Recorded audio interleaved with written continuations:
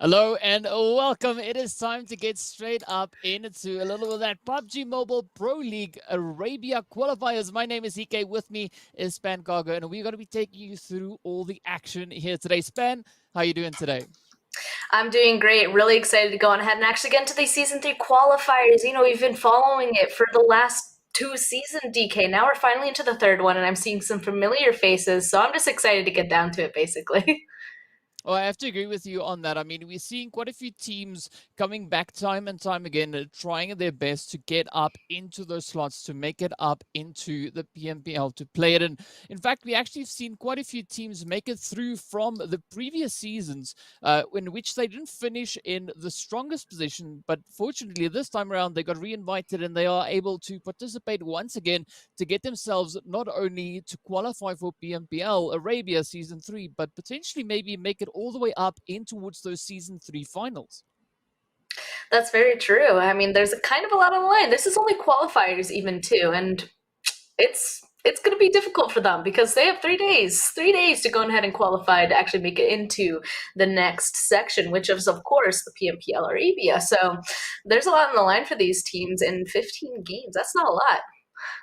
Yeah, there's going to be quite a bit on the line, but we've seen teams come in from, as I've mentioned, the previous season rather of the PMPL Arabia, but we have teams coming in from the national championships, being from Saudi Arabia, Iraq, as well as Egypt. Then also we have teams coming in from PMCO, the fall split, in which we also have teams then coming in from Iraq, Saudi Arabia, the MENA wildcard region, Egypt, as well as UAE. So that really makes for a very interesting kind of mix up with all these different teams. But speaking of teams, we're going to have a quick look to see what our format is moving into these next few days. Of course, as we've mentioned, is going to be 16 teams for the region. They're going to be participating over the next 3 days, in which they'll be playing 5 matches per day. And from that, only the top teams will be advancing up into that third season of PMPL Arabia. Now, Span, that is going to be allowing for quite a bit of action between these teams.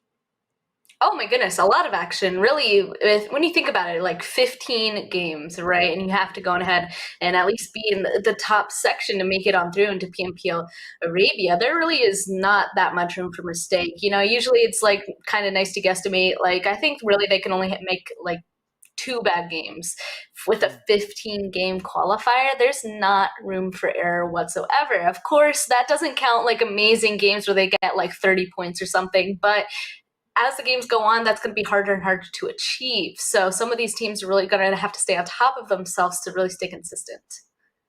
And it's going to be interesting to see what these teams are going to be doing. I mean, we've been going through the teams that we have participating here, and we've seen quite a bit of movement coming in. You know, teams being acquired all over the players moving back and forth.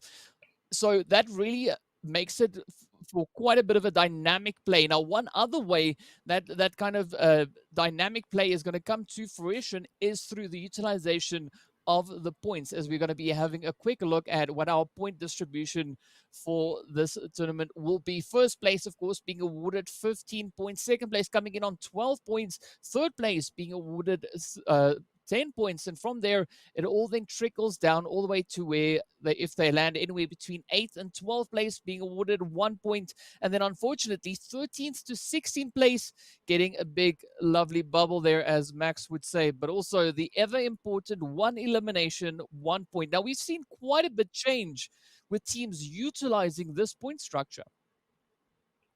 I mean, basically, it's still good to stay alive as long as possible because then you get in the most fights and then you get the most kills, and that's just the best way to go on ahead and get yourself some points. But really, if you go out really early, that's going to be really detrimental. That's going to hurt a lot. So as long as you're able to stay alive for a little bit, get yourself some of those placement points, then obviously it's worthwhile. So I'm interested to see how these teams and what their strategies are going to be coming into this, especially the first day, right when we get to the first game. I really want to see what exactly they're going to be doing because you already said it yourself, DK, as well. There's a ton of teams coming in, a ton of different regions.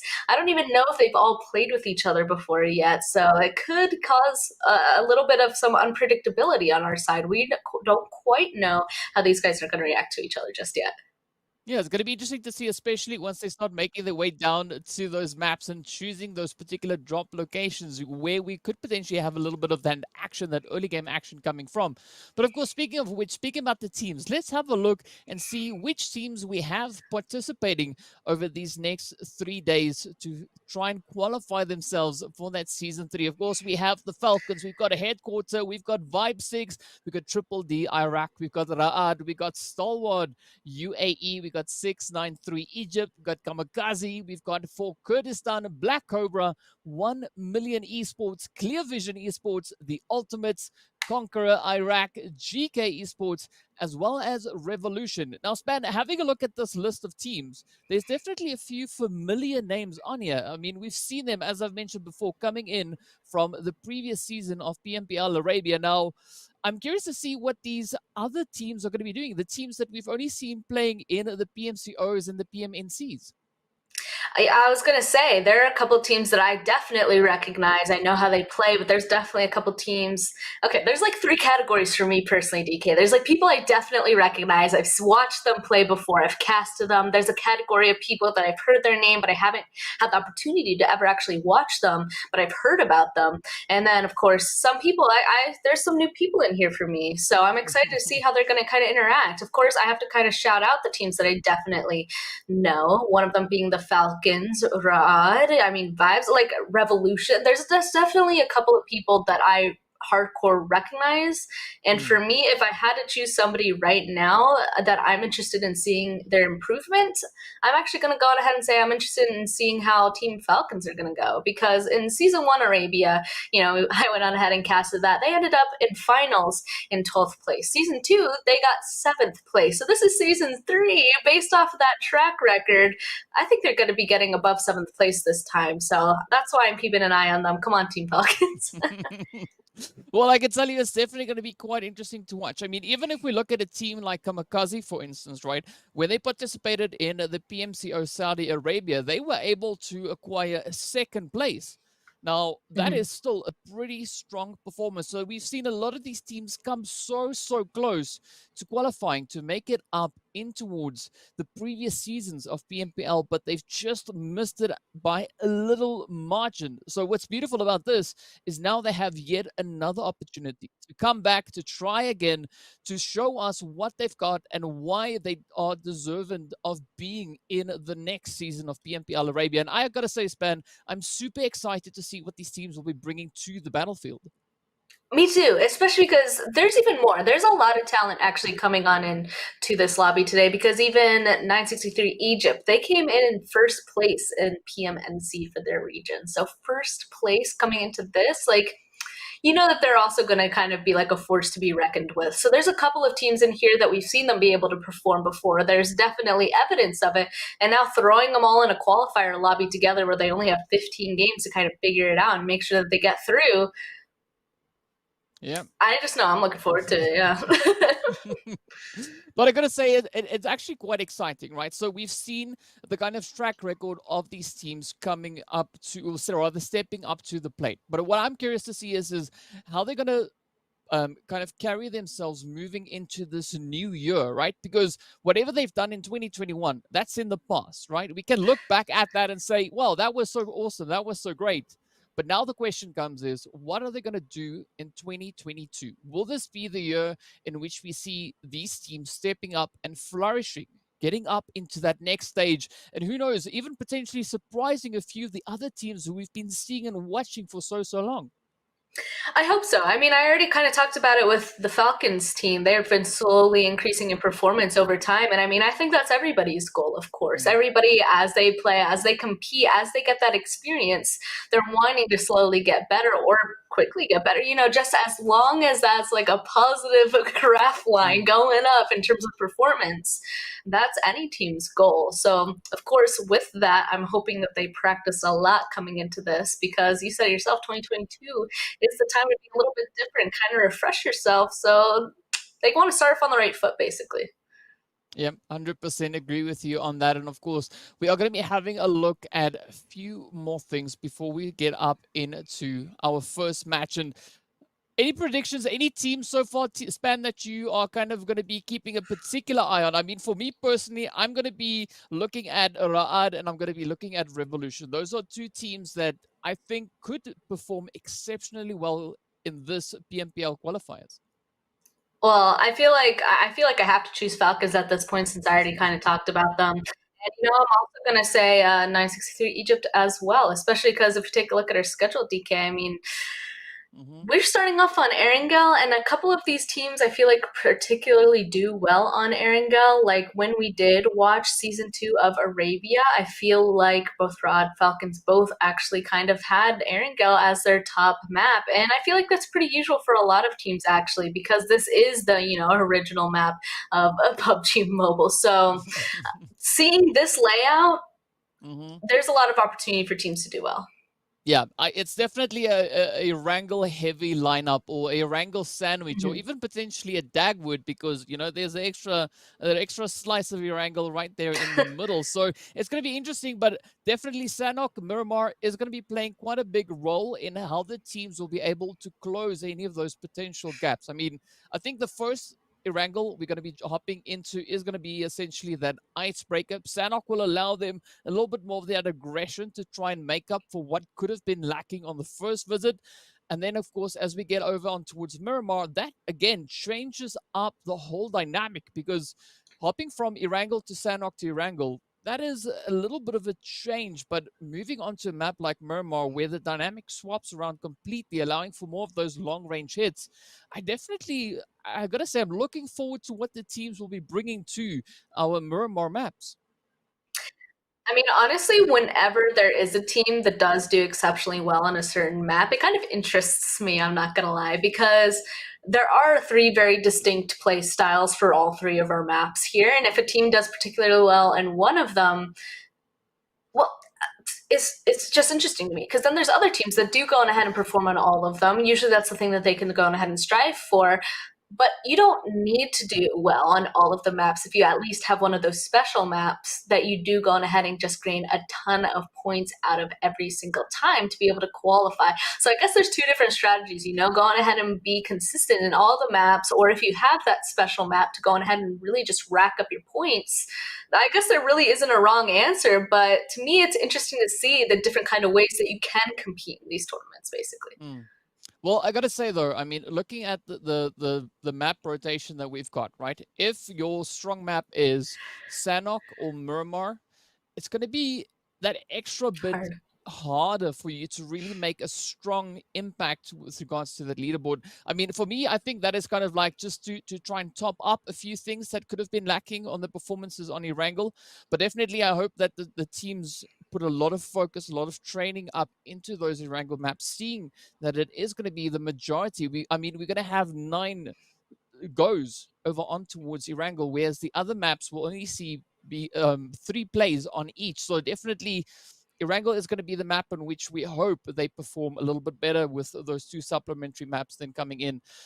But I gotta Yeah. say though, Span, I mean, we've got a lot of speculations coming in, a lot of what we think could be happening, and who's going to be stepping up. But I'm also kind of leaving it open for any of those surprise performances. We've seen this time and time again, a team coming out of nowhere, just surprising us with their performances, and I'm really sincerely hoping that we see some of that coming through in the PMPL qualifiers.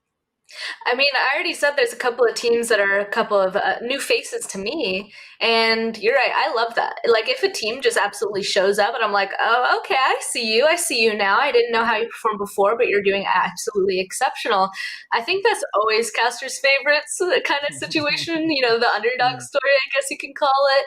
It's always interesting to see how they're going to be able to play, especially with teams that we know so well. But it's like that fresh talent that comes on in and kind of like upsets the balance or the what we usually expect. So, mm, mm. and actually, I kind of wanted to on that. I kind of wanted to touch on back to the maps stuff. You said that they got to go on ahead and do consistent in Erangel, and I highly agree. Obviously, I feel like since there are more Erangels, these teams are going to be like a little bit more conservative on Erangel since there are so many. And I think that means that our Sanhok and Miramar games are going to be kind of madness, because that's the point. That's like the chance. They're just like, okay, well, now's the chance to really Mm. try to rack up points. I think in those two maps specifically, it's going to be a little bit more unpredictable. So our teams that we do know, the new face teams that we don't know just yet, I Mhm. kind of want to see how they play it. Well, this is getting me quite excited, right? So, because I'm sitting here thinking now, if a team is pretty proficient on Erangel, but they're also strong on, let's say, Sanhok or either Miramar, or potentially even both, I mean, that could be like a full house right there, right? Across the board, they could be showing quite a bit of dominance, but unfortunately, we won't know until the teams actually get up onto the battlefield and actually get onto that first scene to start off this whole event. So I got to say though, I am super excited to see what the teams are going to be having. I mean, the Arabia region in and of itself has been providing us with so much entertainment and so many fantastic players. I mean, we've been seeing that coming in through the first season of PMPL. We've seen it across all these PMNCs, the PMCOs, the second season of PMPL Arabia. who knows, maybe season 3 could be even greater and better. I mean, I think it is. Like I said, I feel like since I've casted since season 1, season 2, now season 3, I feel like I have seen like an increase in performance and kind of more interesting gameplay, which is definitely a plus for us. But also, it makes everything more competitive as well. So it's just interesting to watch how these guys go on ahead and go about it, basically. So now season 3, I kind of am expecting that like increase once again.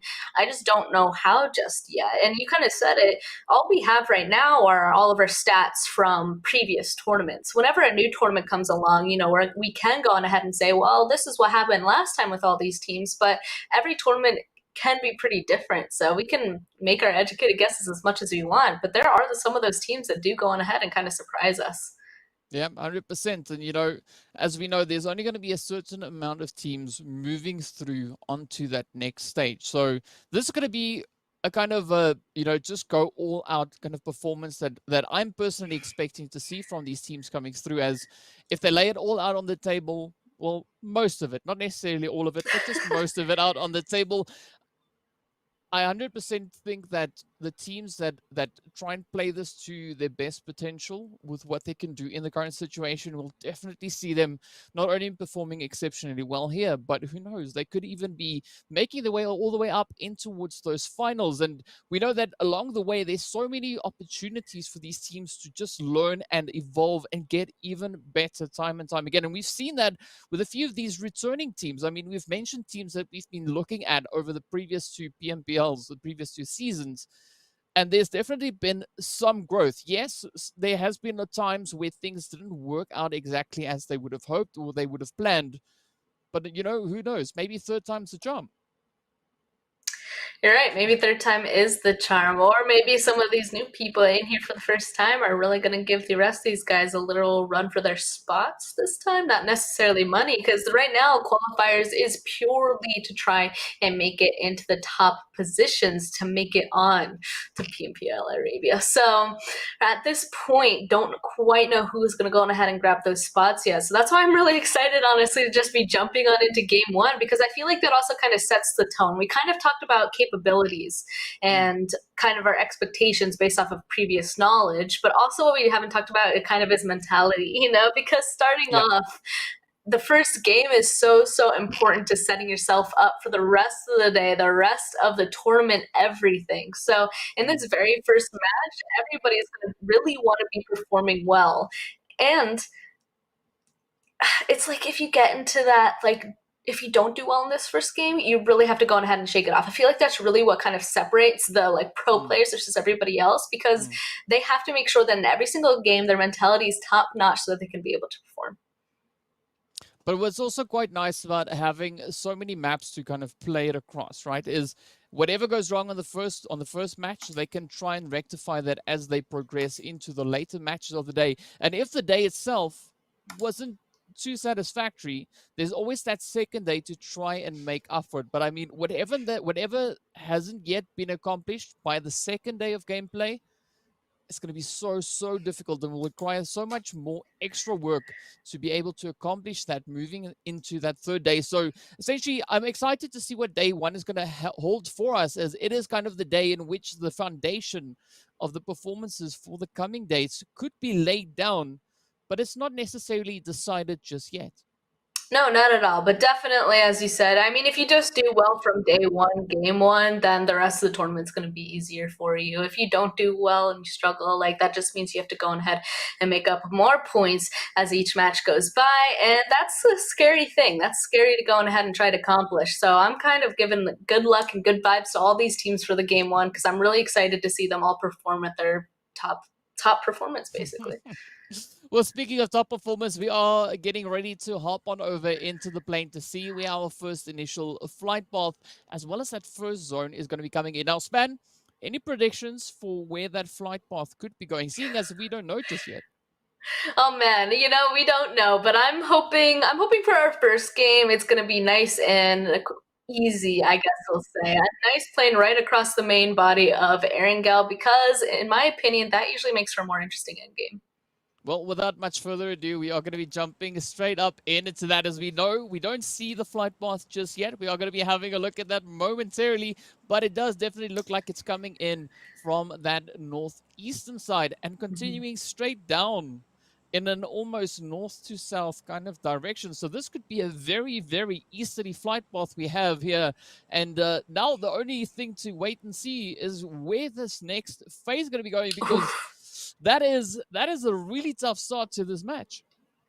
Yeah, oh man. Whenever a plane is super hard in one of the cardinal directions, that usually means that some people are kind of like screwed when it comes to their usual hot drop because their usual drop, excuse me, because a lot of these teams practice a certain drop that they code to. Of course, they usually have an alt drop as well to help themselves out, but you never want to start off on your alt drop. And since everybody's kind of shoved over on this eastern side, if the circle decides to go crazy, go over to the west, that means everybody's going to kind of be running into each other and it's going to be very dangerous from the start. So with a plane path like this, if it goes on ahead and pops on over to the east, everybody's going to be a little bit happier. But again, we'll just have to wait and see. Mm-hmm.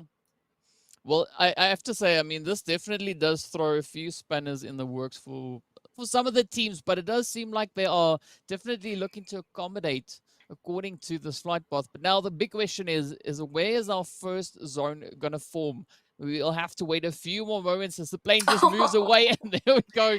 It moves all the way to the opposite end of the map. But actually, this is this is actually not a bad shift for the zone, because a lot of these teams now have the opportunity to reposition to get into a little bit of a stronger angle, and this could actually result in so many interesting plays coming from that. I mean, if we look at Revolution, they've already started to make their way right on down on towards that Sosnovka military base.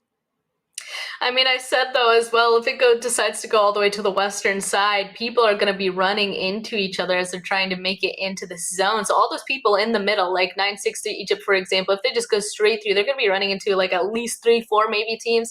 So they're going to have to try and figure out how to get around them. People like on the edges, such as KAMIKAZE all the way up on the northern side in Severny, they're going to have it nice and easy. They can just go on ahead, go through the north, go through Georgia Pool, and get into the zone very easily. Same with the people down on Military Island. But those people that are way far on the eastern side, they're going to be running into some people. So we might see some drive-by action potentially. And it's just going to be a little bit harder for them to make their first initial rotation, which is it's just a situation that kind of stinks to be in game one. Yeah, it does a little bit, but I mean, there's so many interesting plays that can now come from this. As the Mm-hmm. rotations need to start making their way on through. Fortunately, they still have a minute and a half left on the clock before they really need to start worrying about getting those positions kind of dialed in. But what we've seen many times before is the sooner the teams kind of move up, get themselves situated within that zone, it does make things a little bit easier in the later game, because they don't have to worry as much about pulling off those rotations, getting into a strong position. They have kind of the luxury then of moving up and going wherever they choose to move to.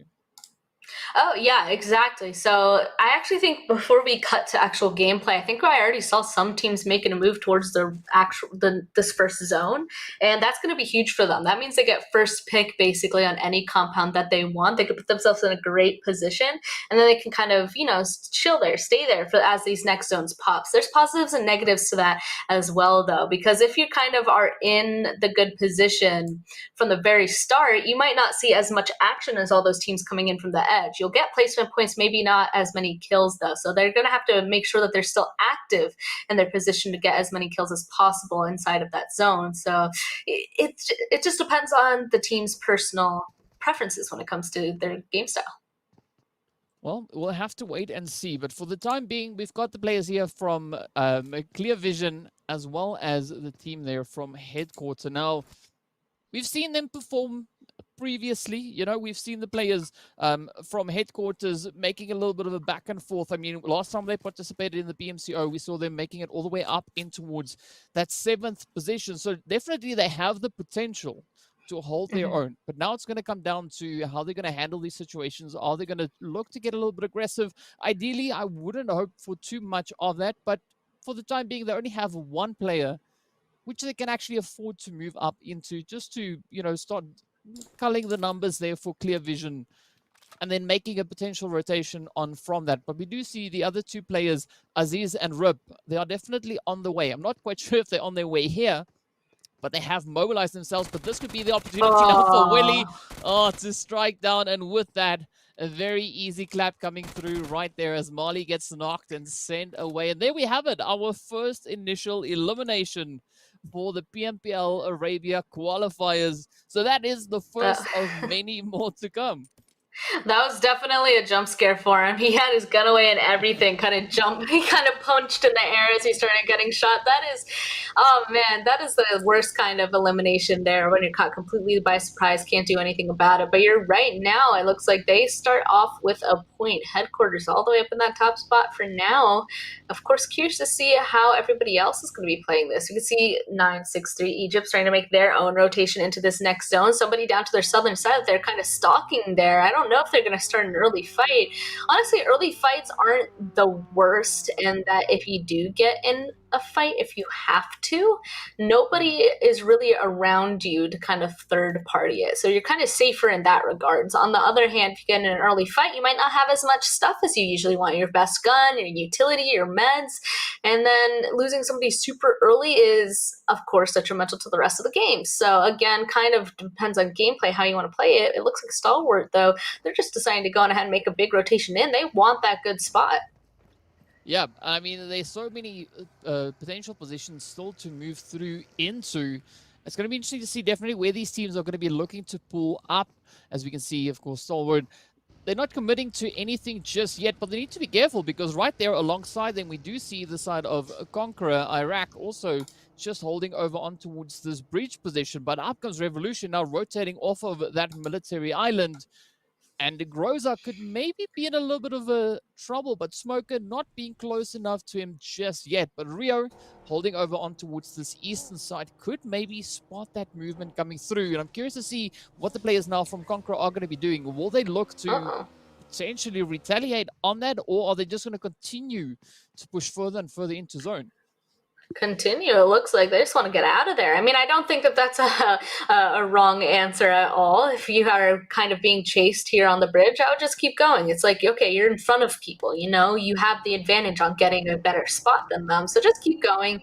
You don't want this spot right here. It's not in a best spot. And if you kind of feel like you've left early enough, you just want to keep going. It's kind of like a gamble, though, you know, like, do I keep going? Is it safe?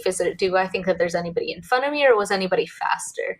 And I mean, that's why they're IGLs for a reason. You know, they're the ones that are kind of mentally weighing these options, kind of trying to decide, making sure the team's on track, leaving at the correct time and taking the correct path, you know, like they're oh so important. And here comes Falcons driving on by, actually stopping right above Raad. These are the two teams I want to keep an eye on, and it looks like they're actually running into each other. Oh no.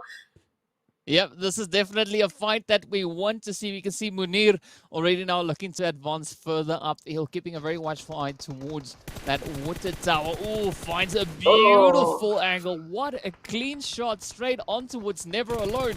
But those vehicles are still mobilized. We can see Raad now looking to apply a little bit of pressure. Look at these angles coming in as Desha steps up with such a beautiful shot. But up comes Wade now, looking to bring in a little bit of that retaliation.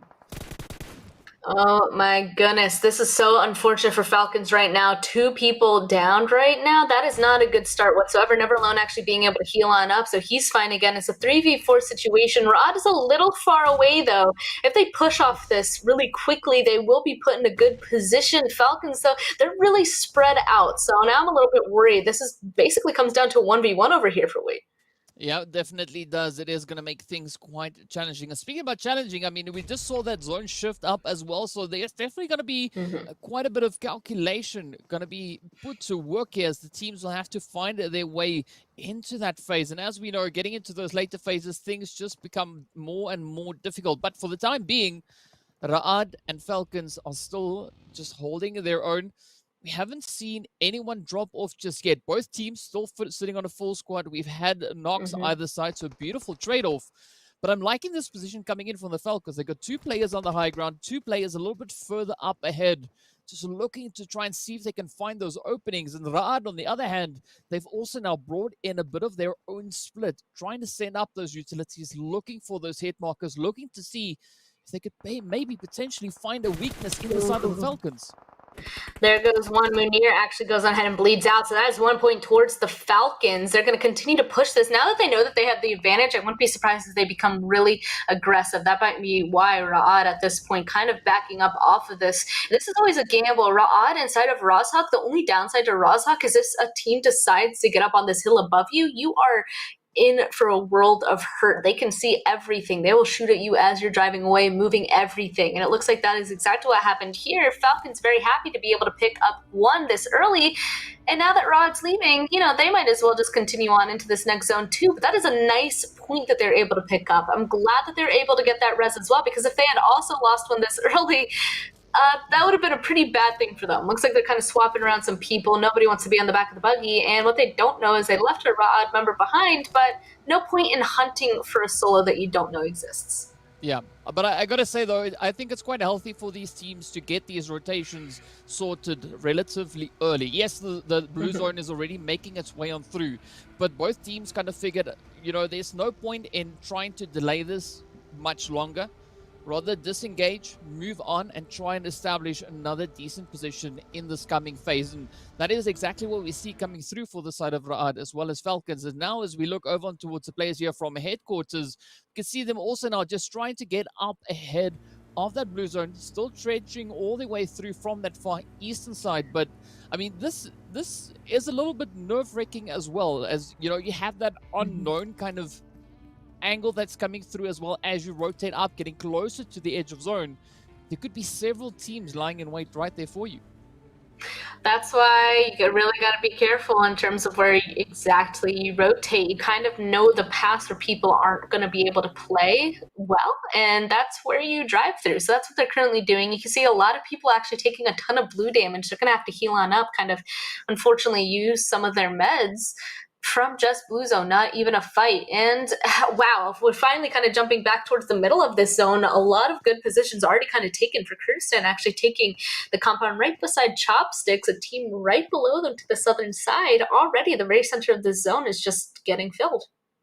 Ooh, but this is going to be so exciting because, I mean, whenever there's a bit of chopsticks in zone, I got to say I like that quite a bit. But now as we look to see where this next zone closure is going to be going, it will continue even further on towards that western side. But this is actually a beautiful shift now coming in for the players there from Vibe 6, as they have a very centralized position. And now they can actually just kind of set up camp and look to make a bit of a stronghold there. But I mean, they've also got GEEKAY coming in just off of that western side. But look at Mumbai rotating all the way down towards that southern edge of Quarry, which I don't think is a bad call. But look at the swarm of players now just streaming in from that eastern side. It's going to be a really tough position to hold.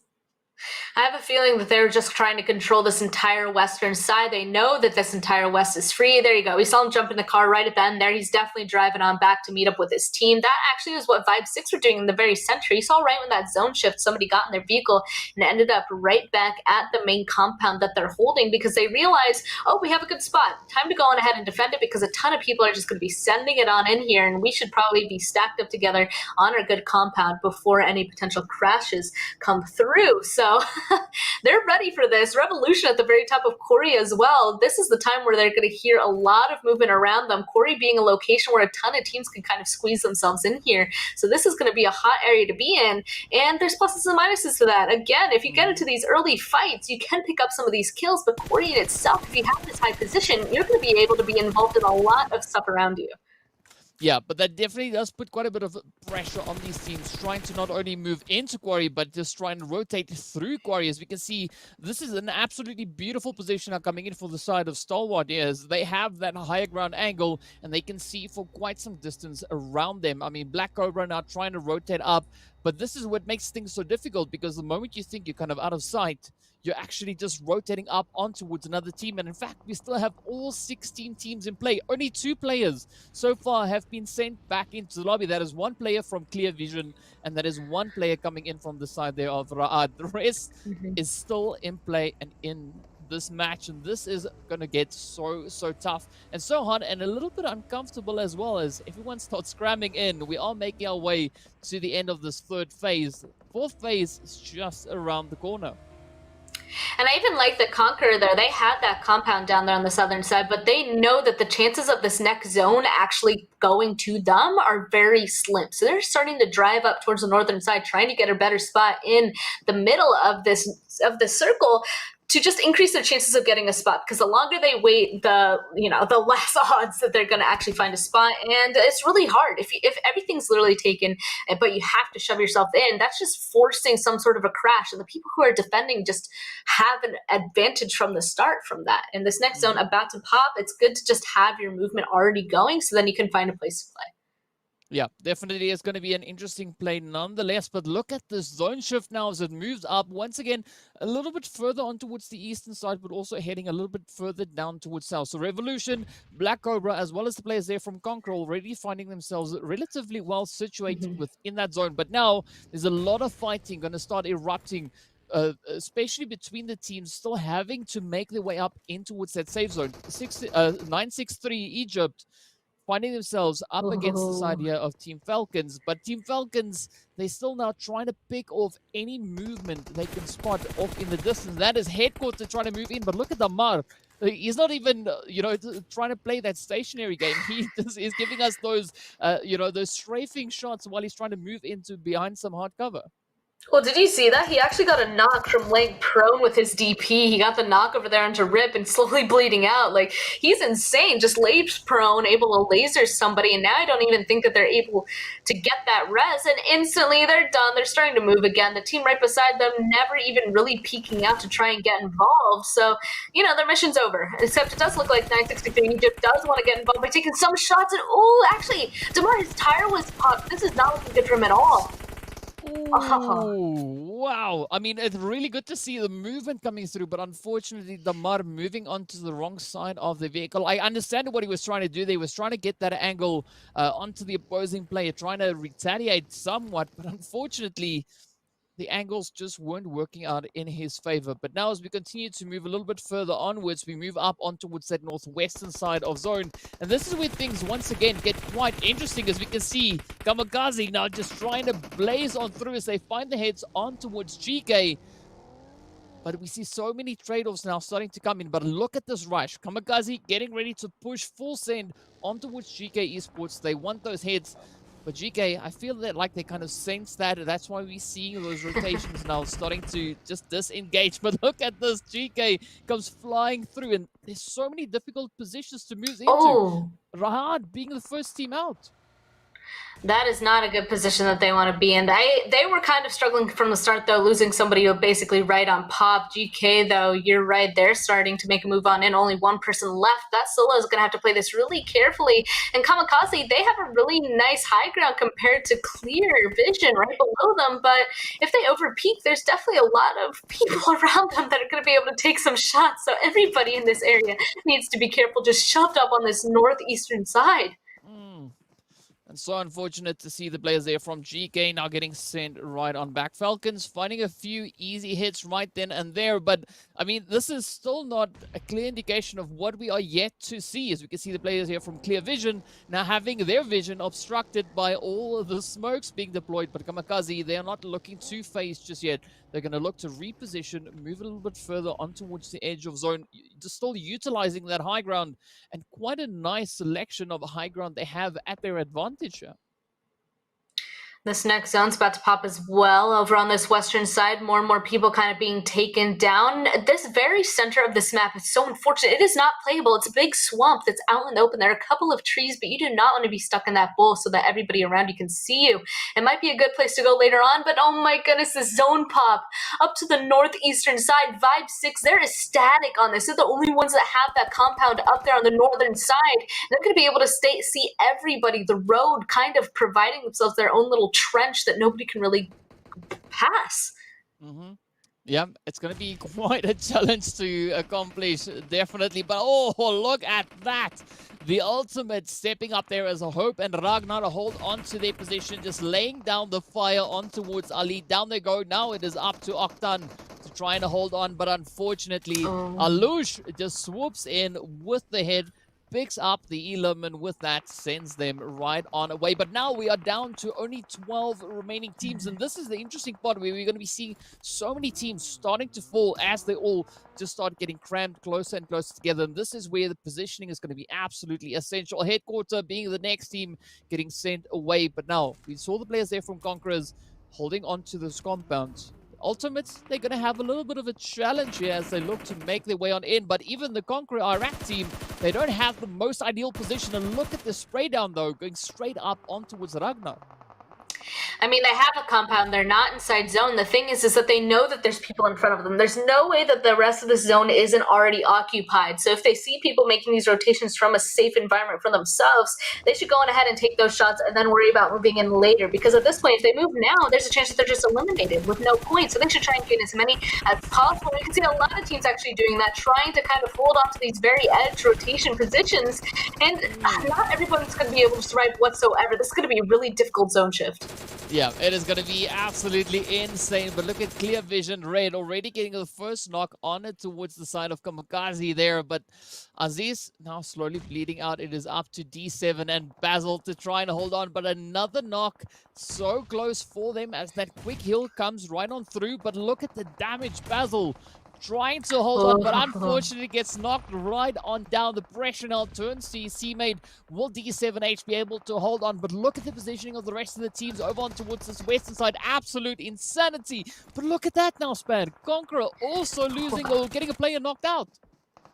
It looks like Ultimate's there out. The push onto KAMIKAZE is coming through. He couldn't even get the res onto Basil. He's able to go ahead and actually get a knock back. Clear Vision Esports just down to a couple people left. They're able to clean it up quickly. They are just on the inside of the zone, but it looks like another team, the team up to the northern side, Vibes, they kind of sent somebody out to kind of take a look at them. So they have to be careful now. They have to go and try and make sure that they heal on up, get in a better position, but there's so many people around them. That's still going to be pretty difficult. Yep, there you go. 963 Egypt going to be taken out as well. So many teams still down to the southern side. There's not enough room for everybody to be staying here. Yeah, well, Conqueror just causing absolute havoc on the side there of Black Cobra. Look at those utilities just getting hit over one after the next. But, I mean, this is a surprising position actually coming in from the side of Conqueror. They've not yet established themselves within the zone. They are so close to it, but they have that opposition now to try and push through. We see the players there from Clear Vision, Red and Oliver, as well as the side of the Falcons. But up comes Revolution, now trying to just hop, scoot, and just get the way up in towards the zone. And this is once again where the fastest fingers will be the ones to potentially get those knocks as well as the eliminations in. I'm really excited actually to see how these couple teams up to the north are going to be making their rotations. We can see Clear Vision actually kind of going for it. There you go, kind of scouting out, drove over to play against a bull in that mini map there, but I think it's in the open compared to Conquer and Vibe 6 up to the north. So Conquer kind of getting a little closer. They know that they're not inside of this zone at all, so they have to go ahead and take the fight. Oh. Falcons laying prone, tossing a lot of utility back and forth. This doesn't look good for either of them. Both these teams are really damaged, but Conqueror has to go on ahead and push towards Falcons. Otherwise, they're not going to get inside this zone. And it looks like another team right beside them, Cobra, they have the opportunity to kind of third-party this. Yeah, and it's definitely not going to get any easier anytime soon as we are moving to the end of the 6th phase. The 7th phase about to be right upon us. Look at the Falcons now right alongside the players here, trying to find those hits, trying to find those angles, but it's going to be shot after shot. Let's see, will they be able to pull it off? I mean, Span, it's been really tight so far. The team's really putting up such a big fight. And as we are getting now closer to that 7th phase, who knows what's going to be happening here? I mean, it's just going to be more and more difficult as the game goes by. This location where they're currently fighting is completely out in the open. They're having to play on very small little dips. This utility, this is the time where it has to shine. And that kind of makes me nervous because the couple of fights before, in these last couple of circles, there was just nade after nade happening in that kill feed. So now at this point, I have a feeling that there aren't that many left except from Vibe 6. Vibe 6 has been in the compound to the north this entire time. So they have a huge advantage comes to both meds and utility. So Vibes at this point, it looks like they just might need to go ahead, sweep down to the southern side and just clean all this up. And I think they have the ability to do so with the equipment that they have.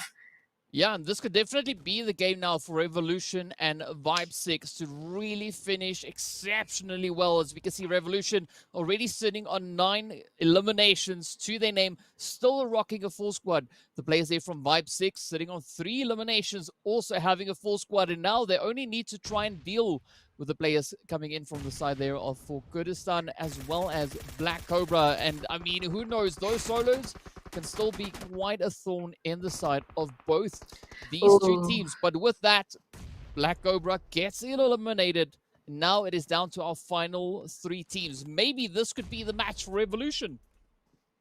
Could be for Kurdistan, though. I'm kind of keeping an eye on that solo player. Solos do have the opportunity to kind of sneak in there and grab that second place. So, Vibes, Revolution don't want to let that happen. So, let's see if they'll be able to spot out that solo or who's going to be able to take out this next team. You can kind of see, I really love how Vibe 6 is playing this right now. They immediately push out this compound. They had nobody really kind of hold them back because nobody was holding this little ridge from them. And they're playing in basically a straight line. They're making sure that nobody can kind of push into their territory. And that's where we're at this point. There's not too much util left. There are still a little bit of nades going on, but there's not a huge onslaught, making me think that the nades at this point, there aren't many left.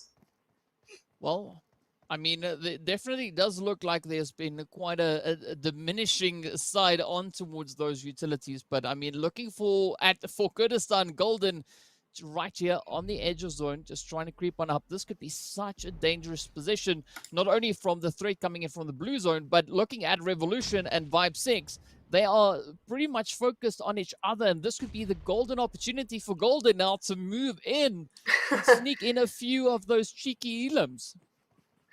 Yeah, he's slowly creeping forward. I mean, this is what I said, that Solo has a huge opportunity to go on ahead and get second place or a couple more kills. Nobody spotted him just yet.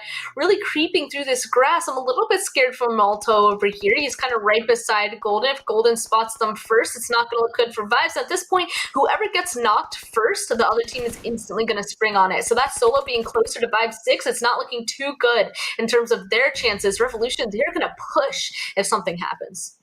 Yeah, they definitely will do exactly that. But, I mean, looking at this, this could be still going either which way. Revolution holding strong, not looking to budge just yet. But now we've seen that zone shift, and it actually moved up in favor of Vibe 6. But look at this race coming through now. As Smoker gets up, finds a beautiful angle, but there's utilities now getting sent straight on over towards Revolution. They are a little bit too close for comfort as one util just causes absolute havoc, but they're looking to hold strong, and it all now comes down to Rex and Smoker. Will they be able to clear this one up? Smoker already now moving up into the smoke, as the name suggests.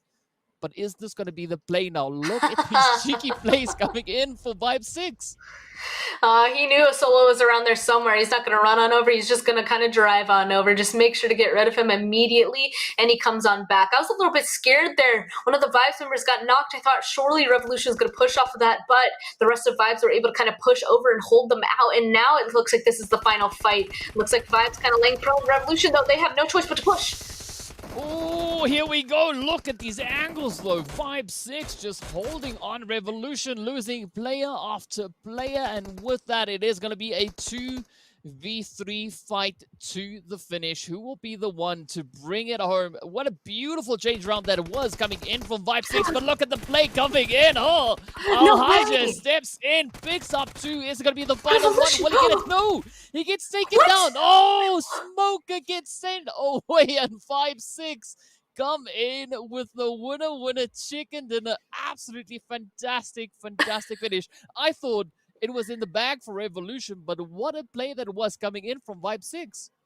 I didn't think anything was in the bag. That was a back and forth exchange. Vibe 6 got a knock, Revolution got a knock, 6, Revolution 6, like until it was a 1v1. I was just like, oh, okay, the other team's gonna win, but they kept going on ahead and trading.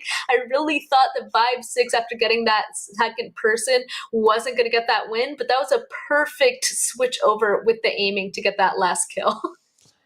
Speaking about switchovers, let's switch over to the match results to see what the teams did, how many points they were able to bring in, and of course our match rankings putting Vibe 6 right up at the top, sharing the position of course with Revolution. And what makes it so neck and neck is the 11 elims coming in from the side of Revolution, but the chicken dinner in favor there of Vibe 6. So it has been an absolute neck-in-neck fight. But I mean, for Kurdistan, Golden doing an absolutely phenomenal job, just creeping up all the way into that late phase, ensuring a third place finish for the team. Oh man, I mean, the exact thing that I said would probably happen ended up happening. Vibe 6, they were safe inside of their compound, but since they couldn't really participate in all the fighting along the edges, they got less points than, let's say, Revolution, who was fighting for their life the entire time. Vibe 6, though, still being able to kind of grab that win in the end. Both of those teams are basically set when it comes to points. The team right below them, they're 10 points away. Don't get me wrong, definitely achievable in a singular game, but Vibe 6 Revolution on this game, they're probably feeling a pretty good high right now. Of course, a couple other teams below them. I mean, Black Cobra 12, Team Falcons 12, Vision 10. Honestly, there's a lot of teams that were able to pick up a good amount of points in this first match. Yeah, definitely has been quite a few teams. I mean, look at the kills. I mean, we got the players there from CONQUEROR Iraq coming in on 8, Clear Vision on 6, Falcons finishing on 6 as well. So this is going to be quite an exciting day. I mean, this has only been our first match, but I definitely think a team to keep an eye on could potentially be the side there for Kurdistan. I mean, Golden, if that is an example that he could be setting for the rest of the team, I think there could be quite some potential lying there with them, but who knows? We can't really make many predictions based on the performance of only this first match. And of course, as we move on to the second page, we can see the standings here for KAMIKAZE also coming in on 4 elims. We got the players there from the Ultimates finishing on 4, 9-6-3 Egypt coming in with 2 points. Headquarter also then taking on 2. And then we've got 4 teams not being able really to find any points. That, of course, being Triple D, Iraq, Ra'ad, 1 million Esports, as well as GEEKAY. But I got to say, though, I mean, GEEKAY, we saw quite a lot of play coming from them in those early phases. I don't know if they were maybe just a little bit too cheeky, trying to find a good position. I'm not quite sure, but honestly, I was taking a look at that first page and I was like, that's a lot of points there. There has to be some teams on that second page that are suffering right now. So 4 teams with 0 right now, not a great place to start off with, but at least they have 4 more games to try and gain some. Well, first match done and dusted, as you said, rightly so. 4 more matches to go. So be sure to stay tuned. We'll be back in a short few moments. See you guys right back after the break.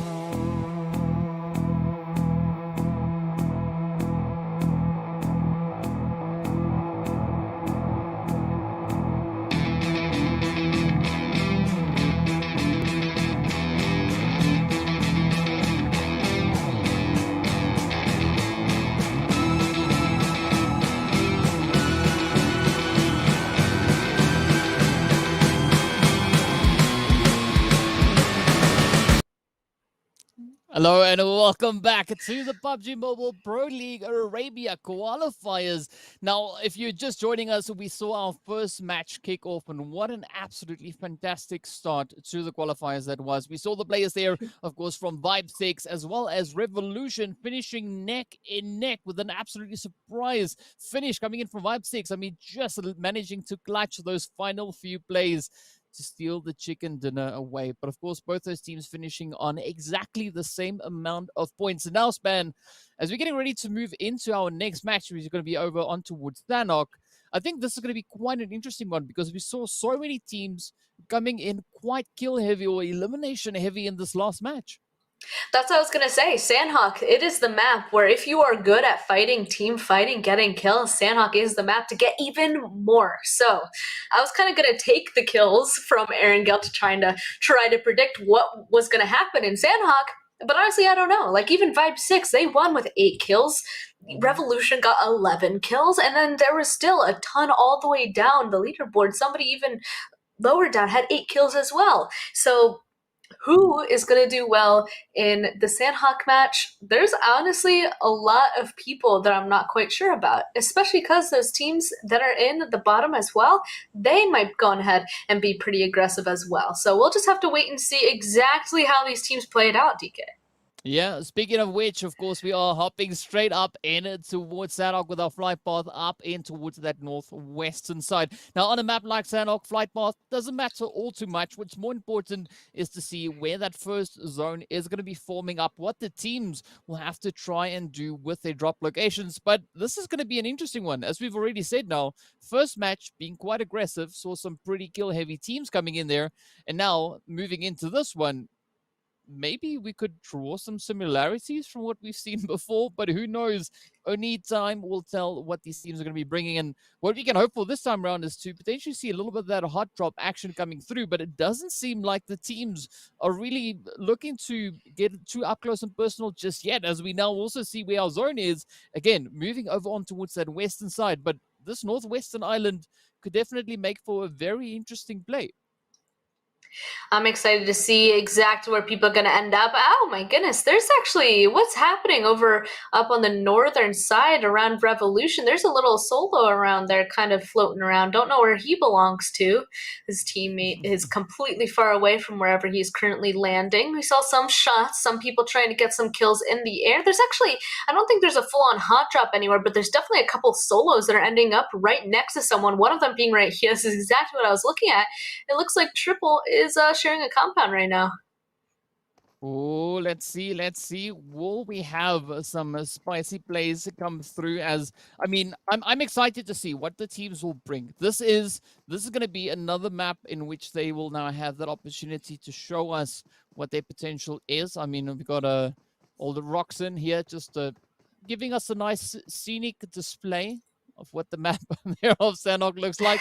But looking over towards Paradise itself, the players here from CONQUEROR are making their way through, but they're not contested for this position whatsoever. So they can now move about, get their loot sorted out at their leisure. But what I think is going to be quite interesting is once this first initial zone starts closing in, which will only be 3 minutes from now, I think the teams could get a little bit restless in that time frame. Oh my goodness. I agree. I wouldn't be surprised if we just start seeing people start making a move on each other almost immediately, because that's what Sanhok is, you know? Like, you just walk 10 feet and suddenly there's another team right in front of you and you get in a fight and other people are close enough to hear it and they go on ahead and third party it. Usually the action in Sanhok does not take long to actually go on ahead and pop and occur. And especially since this map is so small, I mean, people don't usually utilize vehicles because usually that's pretty dangerous from how many people are just packed in here. They usually start making a move a little bit earlier. So with this zone already kind of chosen, I wouldn't be surprised if in a couple of minutes, you know, they're going to start going to move on and that's where the fight's going to happen. But I gotta say though, the spread of these teams, looking at where everyone has kind of dropped down into, it does allow for a little bit more breathing space, right? So they all can now go about their business, get themselves set up for this first initial phase before really having to worry about contesting for any of these positions. And it's not too often that we see the teams actually spreading out this much on a map like Sanhok. Oh my goodness. So it even looks like some people still kind of trying to figure out how to get themselves some gear. Meanwhile, Revolution, they saw clear vision up above them. They're actually making a big push. Rex, I'm not surprised to see this. They were so aggressive last time that they're actually just making a push on over, but that did not go in the direction they wanted. Oh, come on, let's see now. Revolution and clear vision continue this fight. Absolutely good position we see coming in here for clear vision, but now the pressure comes onto the players here from Revolution. Are they able to utilize that kind of ridge line they have separating them from clear vision? It does obviously hamper the vision coming in there for them. But now let's see, will Rex be able to find this angle? They've gotten the res up. Clear vision still looking to get Oliver back into fighting form. But could this be the comeback? Could we see a little bit of retaliation? A quick repositioning, but also a little bit of a hesitation. I mean, Revolution, they're not 100% sure where clear vision is just yet. Honestly, pushing up onto the very top of this mountain is difficult. If a team is already there, they're usually spread out. It's just hard because you're just going to push over and you're not going to see them, and they're going to know exactly where you're coming from because there's only, one little line of the horizon to keep an eye on. So that is exactly why it looks like they're just disengaging off of that, leaving Clear Vision Esports alone for now. Clear Vision, they're going to be happy about that because having the top of that up there on top of that mountain is a good place to be. So soon enough, they'll realize that they're blissfully alone once again. Yeah, but I think that was a good call coming in from Revolution, disengaging, figuring out that it's not going to be worth it. But what will be worth it for the time being is going to be Stalwart and the players here from headquarters going toe to toe as they fight up in towards bootcamp. And we see these fights in this particular position break out time and time again. This is quite a sought after position. We see the players there, of course, from the side of Stalwart being positioned up into, but will they be able now to utilize that? Because we've got the players there from the Ultimates also now starting to make those rotations coming in from that Pine 9 angle. I'm glad you pointed out that this does happen all the time. If there's anybody that ever goes into boot camp, there's going to be a team down to the southern side that's going to leave wherever they were looting to go ahead and get up on top of the hill and just pressure who's ever inside of here. So headquarter not starting off happily because they lost somebody already. RIP. You can clearly see that he was trying to run up there to make sure that nobody would do that to them, but it was way much too late, just completely out in the open, and Stalwart, they're going to take that to their advantage. You're right, the Ultimates, it seems like they're kind of getting a little bit closer as well, maybe waiting for the ambush to really happen. They're waiting for the fight to really actually pop off before they make a push, but that's not going to happen. So at some point, either they're going to get a little bit antsy and make a push, or this is just going to go on ahead and everybody's going to go their separate ways. But I gotta say, what I appreciate from this position coming in from Stalwart here is not only are they focusing over on towards bootcamp itself, but they are also pretty aware of another team that could potentially be moving in from the south. Like we see, the Ultimates now doing exactly that. So this definitely shows to me that Stalwart, it's not their first time around here. And obviously we know that to be true because otherwise, they wouldn't be here. But they definitely show some good awareness, and I'm liking the way that they are really approaching this hill with having a player up at the top, but the rest of the team now just being spread out through that hilltop itself as well. Yeah, at this point, they decided to go kind of in defensive mode, just waiting for this next zone to really pop, because from that position, they have the opportunity to make a rotation in any direction, really. So trying to protect that top hill will be advantageous to them. It's just a little scary with how spread out they are. If a team does start kind of walking up on them, it could take them a while to kind of prepare to retaliate, because that's always what happens whenever you're super spread out. A team will just appear because Sanhok, it's so hard to see people kind of approach you. So they got to be careful. 1Million Esports, it looks like they're kind of taking it a little bit carefully, a little bit slow, all the way up here on the northern side, just coming in slowly, taking some blue damage. Same with KAMIKAZE here, making a run on over towards the north. They're making big rotation plans. But I'm waiting to see the performance coming in from 1Million Esports, right? So they've got such an intriguing name. Now I want to see the performance tied to that name. I want to see them step up. Yes, they are rotating in from that far northeastern side, so they are coming in behind the zone, and that could potentially work in their favor.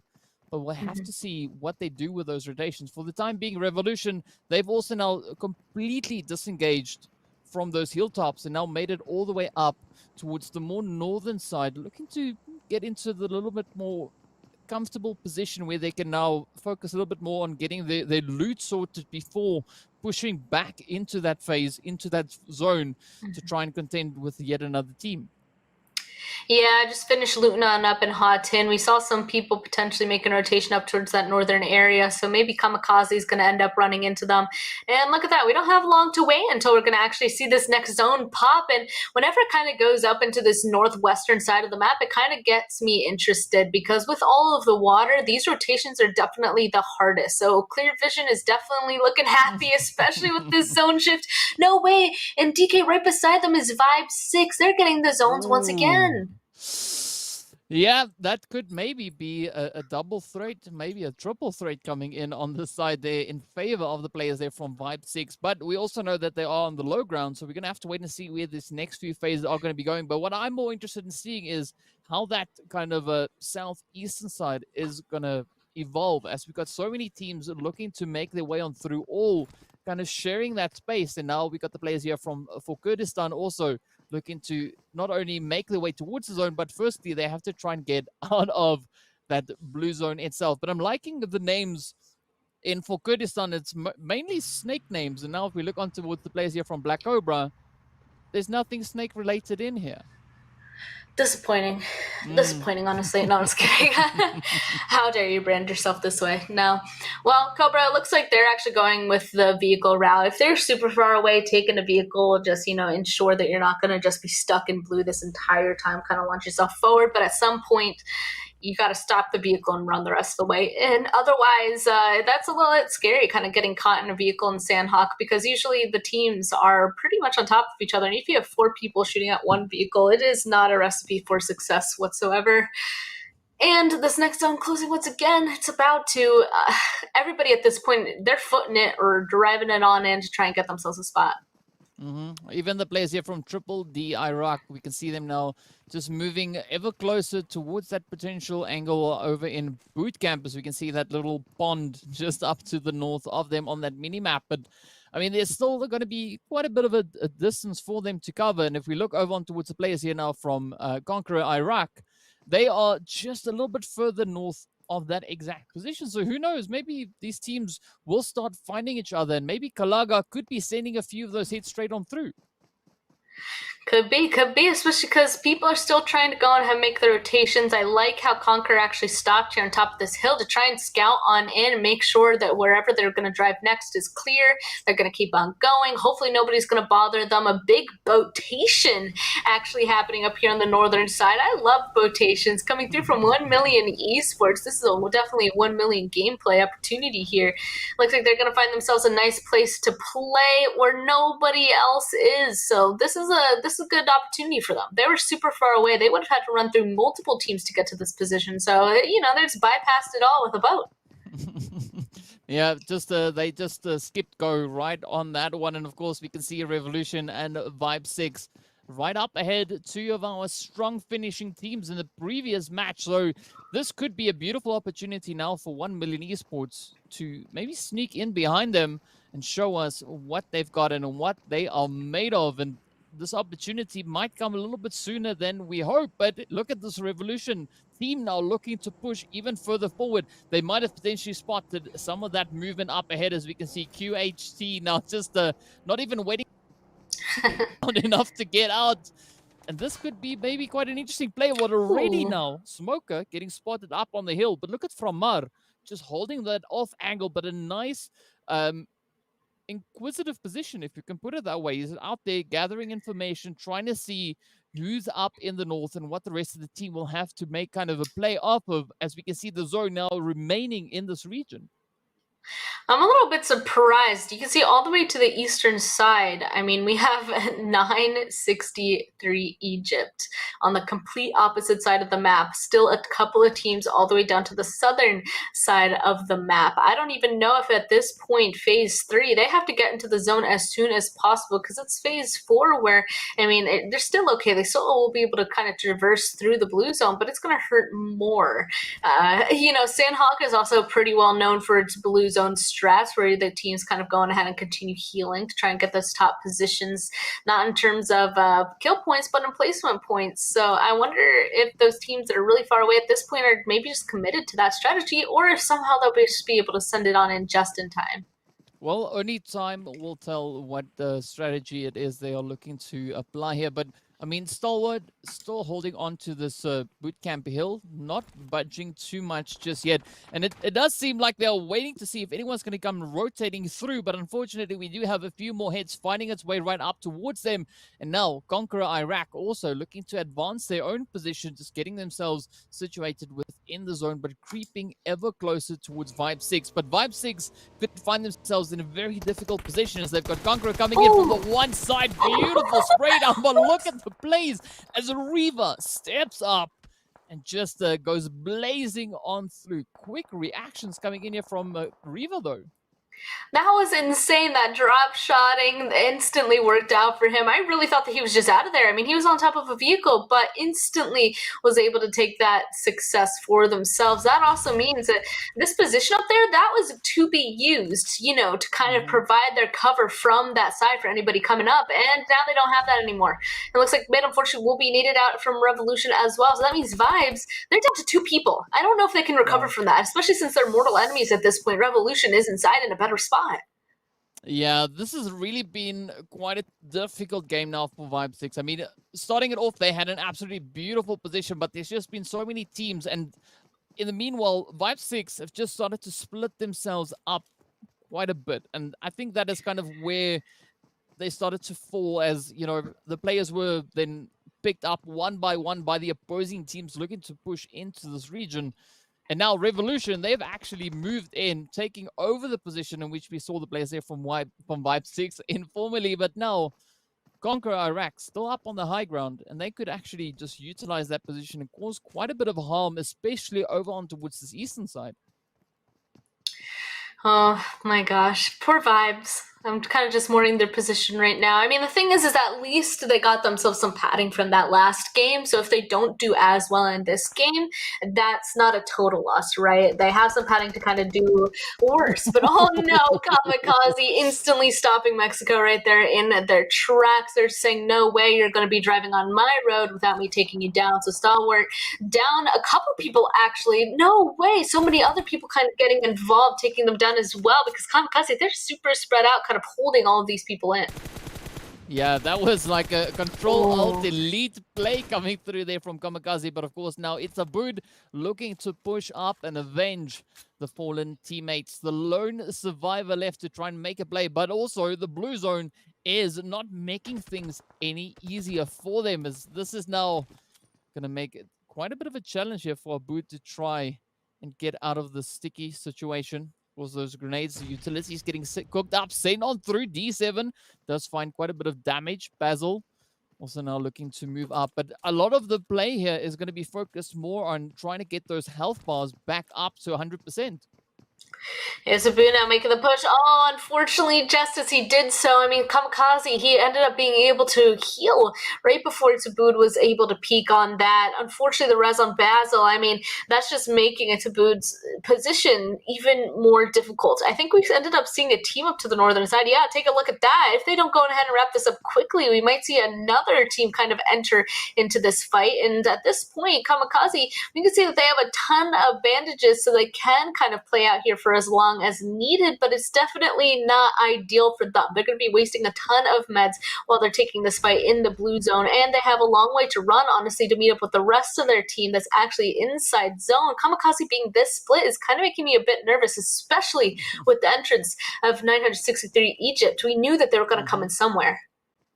Yeah, I mean, this is going to be an interesting play, definitely, for the players there of 963 Egypt, as they come in with a bit of a surprise element there, but I don't believe that they are aware of the position of the other teams right there alongside them. And so far, if we look at Messi is just having a big old dash, trying to get up into zone with that Vibe 6, of course, now get eliminated. But down goes Messi. The next few shots finding their way on through, and KAMIKAZE now just looking to capitalize on their position, but also they are quite exposed, so this could go either which way. So we can see Kante now getting hit as is, trying to make a quick dash, trying to find some cover up on the side of that hilltop. but Zaxi is not going to let that one slide just yet. Yeah, it looks like that last solo from Stalwart is going to be taken out as well. That blue zone definitely chunking. Oh no, GK kind of in a harsh position too. This blue zone up on top of them. Need to get that res quickly. Omar kind of in the position where he has to protect the rest of his team as a ton of people on that southern side are starting to come on in. I mean, we knew that this zone shift in particular is going to be pretty difficult because so many teams had to come from far, far away to get inside this zone. And that's why there's so much fighting happening in this blue zone. Looks like finally 963 Egypt is going to be taken out. KAMIKAZE taking that. And now hopefully they'll be able to get the res and go inside zone. Well, it's going to be an interesting one. Nonetheless, of course, we can see the players there from for Kurdistan. Golden holding up in the blue zone, starting with that blue zone hill strat already. And here we go as Yusuf from the Falcons. Now looks to pick up a few more hits, but does find himself a little bit exposed as GEEKAY is coming in from behind. We can see Wade up on the hill. Black Cobra right there alongside them. Iraq Conqueror getting eliminated. And with that, we are down to only 12 remaining team. But look at the absolute spray down as GEEKAY now just goes to town, picking up a beautiful knock. But now they need to focus on getting into that zone. As we can see, blue zone is starting to make its way on forward. This is the fifth phase. Blue zone is not going to allow for much, but also neither will the players here from the Falcons as GEEKAY get eliminated right there. Raad also finding several hits. Triple D Iraq also going down. It looks like still a couple teams tanking that blue zone, trying to now drive on in. Falcons Yusuf never alone, trying to drive up on top of this hill now to see a place to play. But we can already see that the very edge of this is already taken. Oh, never alone, almost driving completely on top of an entire four-man team. I wonder if he spotted them or if he was able to turn off just in time, crashing down on a rock below. Kind of pinned there now from teams just to the eastern side, taking shots at them. Ultimates also are taking down. The next zone is already popped. This is getting just smaller and smaller, and there's not a lot of area. At this point, if you're not a team in these compounds, you're basically in... it's going to be difficult. I don't know if they're not going to survive. Yeah, it's going to be an absolute challenge. But, of course, speaking about challenges, here comes a 1 million Esports now looking to step up as they move in from that eastern side. But look at the position now here from headquarter right up on the high ground, holding onto the cliff side. This could be a beautiful position depending on where this next phase is going to be shifting up onto. But, of course, Aziz now just laying down the fire, trying to turn those knocks into Elims, trying to pick up those points. But this is going to be a challenge as 1 million Esports now find themselves in a very compromising angle. But, however, they can still see headquarter up on the hill. So who knows? Maybe they could bring in quite a bit of a difference here. Oh no, it looks like, yeah, they have a couple people left, at least 3. Looks like another one's going to go down. Oh, and another one, yeah, no, it's not. It's too late. 1 million Esports will be eliminated. That was just too difficult for them. No more meds in the blue zone, completely held out. Falcon's going to fall as well. Honestly, headquarters, they have a pretty good spot. They're up on top of the rocks. If this next zone shift makes it so that it doesn't go on the rocks, so it's going to be hard for them to get down. But from up there right now, they have vision on everything. It is great for them up there in terms of getting in fights. KAMIKAZE out as well. There's only 4 teams left, and this is a very terrain-heavy kind of game. Yeah, this is going to be an absolutely brutal play now. As you can see, the players here from headquarters holding onto the high ground, but they have to move. Zone has shifted up in favor of Raad, and this could be that opportunity Raad was waiting for. But again, Revolution coming in pretty heavy with regards to the Elims. They're already sitting on 8. You can see Raad now sitting on 4. But headquarters, they now need to try and find their way off of this cliffside without losing the remaining players they have still to try and get into those strong placement points. That's why I was just all like, this is a good place for now, but I'm kind of worried about them having to get down now. I don't know if they're able to actually scale down whatsoever in either direction that they go, unless they go ahead and start tanking blue, but that might not be ideal. So you can see that Shelby's still kind of holding up there, waiting for Odd to come out of the compound. I mean, this is the best situation for them. They're waiting to see if anybody's going to have to move, and they have to go ahead and grab those kills. Oh no, it looks like someone's going for it. Oh. Yeah. Wow. Do you survive? Kind of makes it. Yeah, Shelby, makes it, but gets taken down by Rex as the shots come through.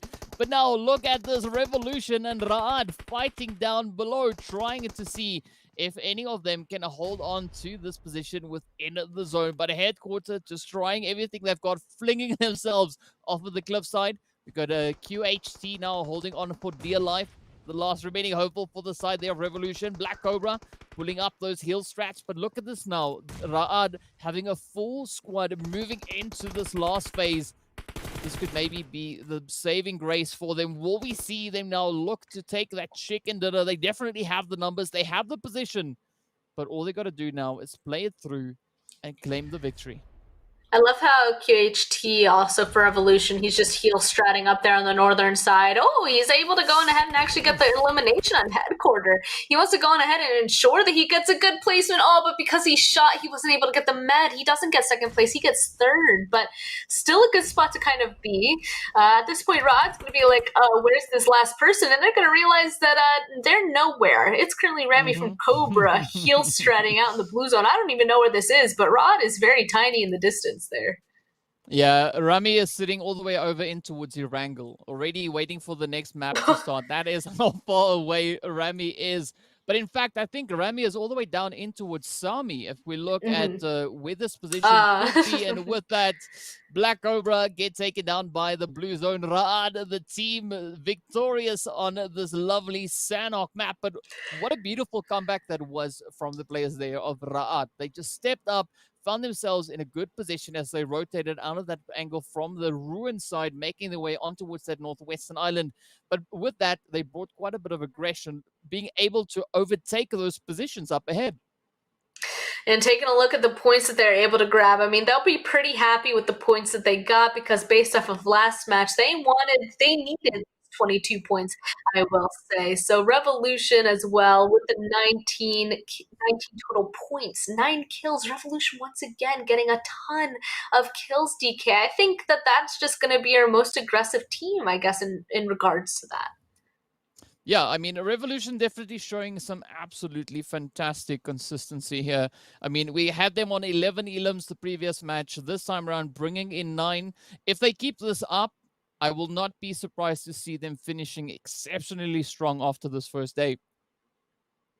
And taking a look at the rest of this, Black Cobra with 12, Headquarter KAMIKAZE with 11. Kind of seems like still, again, a kind of top-heavy leaderboard in terms of points, but not as much as last time. So I have a feeling that on the other side of the leaderboard, people are going to be a little bit more able to grab themselves some points. And that's usually what happens on Sanhok. Because Sanhok is so much smaller, because everybody is closer together, usually Sanhok provides an opportunity for more teams to gain at least a couple of points. So looks like this time people are going to be able to kind of launch themselves up the leaderboard even more. I believe at this point, Revolution must be kind of holding the head of the lead here. But there's also some teams on this first page that's consistent to what we saw last time. One of them being Team Falcons up here in 6th place. They're also on this front leaderboard. So in 2 matches, consistency over time, we'll see if that's kind of what wins. Or Revolution right now, they're just killing it. Literally doing exactly that. But of course, we're going to be having a quick look at our second page as well. Got to give a shout out there to KAMIKAZE and GEEKAY also bringing in 5 elims apiece. But as we move on to the second page, we can see the Ultimates now sitting up in that 9th position with 3 elims. 963 Egypt, as well as Stalwart coming in with 2 apiece. And from there on, we have Clear Vision and Triple D Iraq, as well as Conqueror sitting on 1 point a pop. And of course, unfortunately, Vibe Sticks not having the same performance as we saw them over on that first Erangel. They're not going to be happy whatsoever that Revolution ended up being able to perform. So we'll have to see if they're going to be able to kind of bring it back and give Revolution once again a run for those top spots after this short break. Once again, DK, we have 3 matches left. We'll see you guys shortly.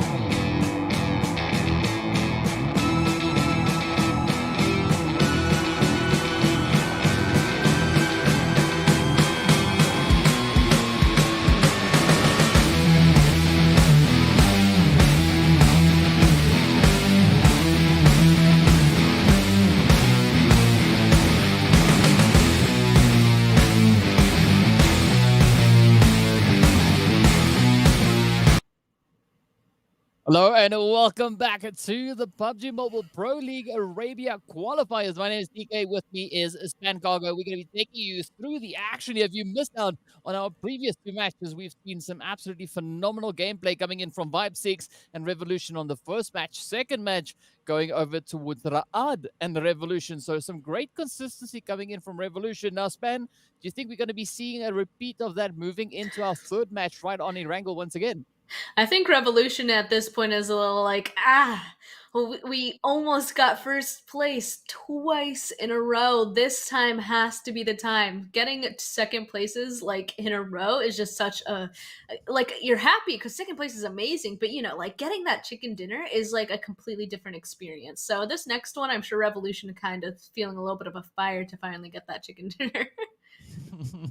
Well, without much further ado, here we go, jumping straight up into the match. As we can see, we are making our way coming in from the eastern side of the map. We've got the lovely Stalwart over on towards our right-hand side. We've got the Multa Power down below. So this is definitely looking like it's going to be an interesting flight path. It could almost be very, very centralized coming through this map. Mm-hmm. And indeed it is. So the teams will be quite satisfied with that, being able to reach relatively far up towards the north as well as down towards the south. But I think this is going to be an interesting kind of change up, looking at the teams now having a lot more spread across this map. Exactly. This is what I was hoping for our very first match is everybody goes on ahead and has like a nice plain path. That means everybody can spread out, get to their own compound, loot up as much as they want. And then the first zone shift is usually, and everybody's usually good with it. So that means everybody will literally have everything that they potentially need and are able to go ahead and have a good rotation. That means if everybody's on the same page, that makes it super competitive. That usually means that it's even more interesting, in my opinion, to watch because everybody, it just comes down to skill at that point, not necessarily where's the plane path in the zone going. So seeing this already excites me. I want to see where this first circle pops as well, because that might mean we're going to be in for a wild ride on this one. Yeah, of course, we saw our first bit of action going up towards Kamishki up in the far north. But this time around, instead of the zone going over towards the western side, it decides to go down towards the south. Now, this is going to be quite exciting because not only do we have both bridges in play here, but we've got quite a few teams already positioned in that northern section of the zone itself. It also looks like already some teams right next to each other. This is a little bit scary here for Alush, especially only with a VSS, it looks like, in terms of a gun. Okay, there we go. He found another one on the ground as well. Okay, but luckily it looks like they're just grabbing all the vehicles and just getting out of there. That is the best case scenario for him, because that would have been a little bit spooky if an entire team just decided to crash on that compound. Looks like they don't want it. 1 million Esports, they want to loot down on Military Island peacefully down there where nobody will bother them. Well, of course, I'm still waiting to see that performance come in from 1 million Esports. They finished up in 7th place in the previous match. And the first one, things were a little bit tough for them, but hopefully third time around could be the charm for them as well. But we're also now waiting in anticipation to see if Revolution will be able to break through from that second place they got, and potentially, hopefully this time around, get their first place. First place. Yeah, exactly. Exactly. We'll just have to wait and see. I mean, I am also interested to see if Vibe 6 now, I mean, they won this first Erangel map. Now that they're back on Erangel, maybe the Sanhok vibes won't go on ahead and kind of curse them in their performance this time. So maybe they'll go on ahead and show back up as well. So there's a couple of teams that to keep an eye on in that regard. And the complete flip side, there's a couple teams that we know aren't performing as well as the other teams. So I also want to see how they're going to be doing in this match, because at this point 2 games have gone by, and at the very beginning, DK, I said really teams are only allowed to have 2 questionable or bad games. So now that 2 have gone by, this third match, this is where the tone will hopefully change, and then after that they still have 2 more matches left. So they have to kind of change their mentality and gameplay now so they can actually get the points they need today to be able to be in the running for the top spots. Yeah, 100% agree with you on that. And we've already seen a bit of that mentality shift coming in, transitioning from the first onto the second match. And I'm looking forward to seeing even more of that coming through now as the teams are stepping up into this third match. We haven't had any casualties to speak of just yet. But I mean, anything can still change. We can see Black Cobra and Conqueror Iraq now getting up close and personal as a Mad Lol is now just making that quick rotation. But Kalaga using this opportunity to disengage and reposition back to the rest of the team. So I think that is a pretty great call coming in there from Kalaga. And we've seen the Conqueror team actually performing exceptionally well in previous events, and I'm looking forward to seeing that continue now as they make their way through the qualifiers here. Oh my goodness. So why is there so many there's so many teams right in this area? I see 2 solos at least like hanging around Vibe 6. This is an interesting. Okay, I was like an interesting situation. If I was Rambi, I would have not won a shot there whatsoever, but it looks like he's still fine, actually. I was expecting Vibe 6 to just completely turn around and crash the crap out of Rambi there, but luckily they're just going to keep on driving through. They know that they need to get somewhere onto this island, and away they go. Definitely don't want to get in a fight up there because so many people could go and get involved. We can even see Revolution sending it across the bridge right now, right behind them. Everybody seems to be kind of aiming for the same area as of right now. Oh, well, this is definitely going to make for some interesting play. As Revolution, we saw them dropping on the Sosnovka base in the first time around over on Erangel. This time they are now rotating back on towards the Sosnovka island. But as you pointed out, rightly so, there's about 4 teams now moving into position over on towards this western side of the Sosnovka military island. And as we know, there's not a lot of compounds here, so we could potentially see quite a bit of action unfolding in these next few moments.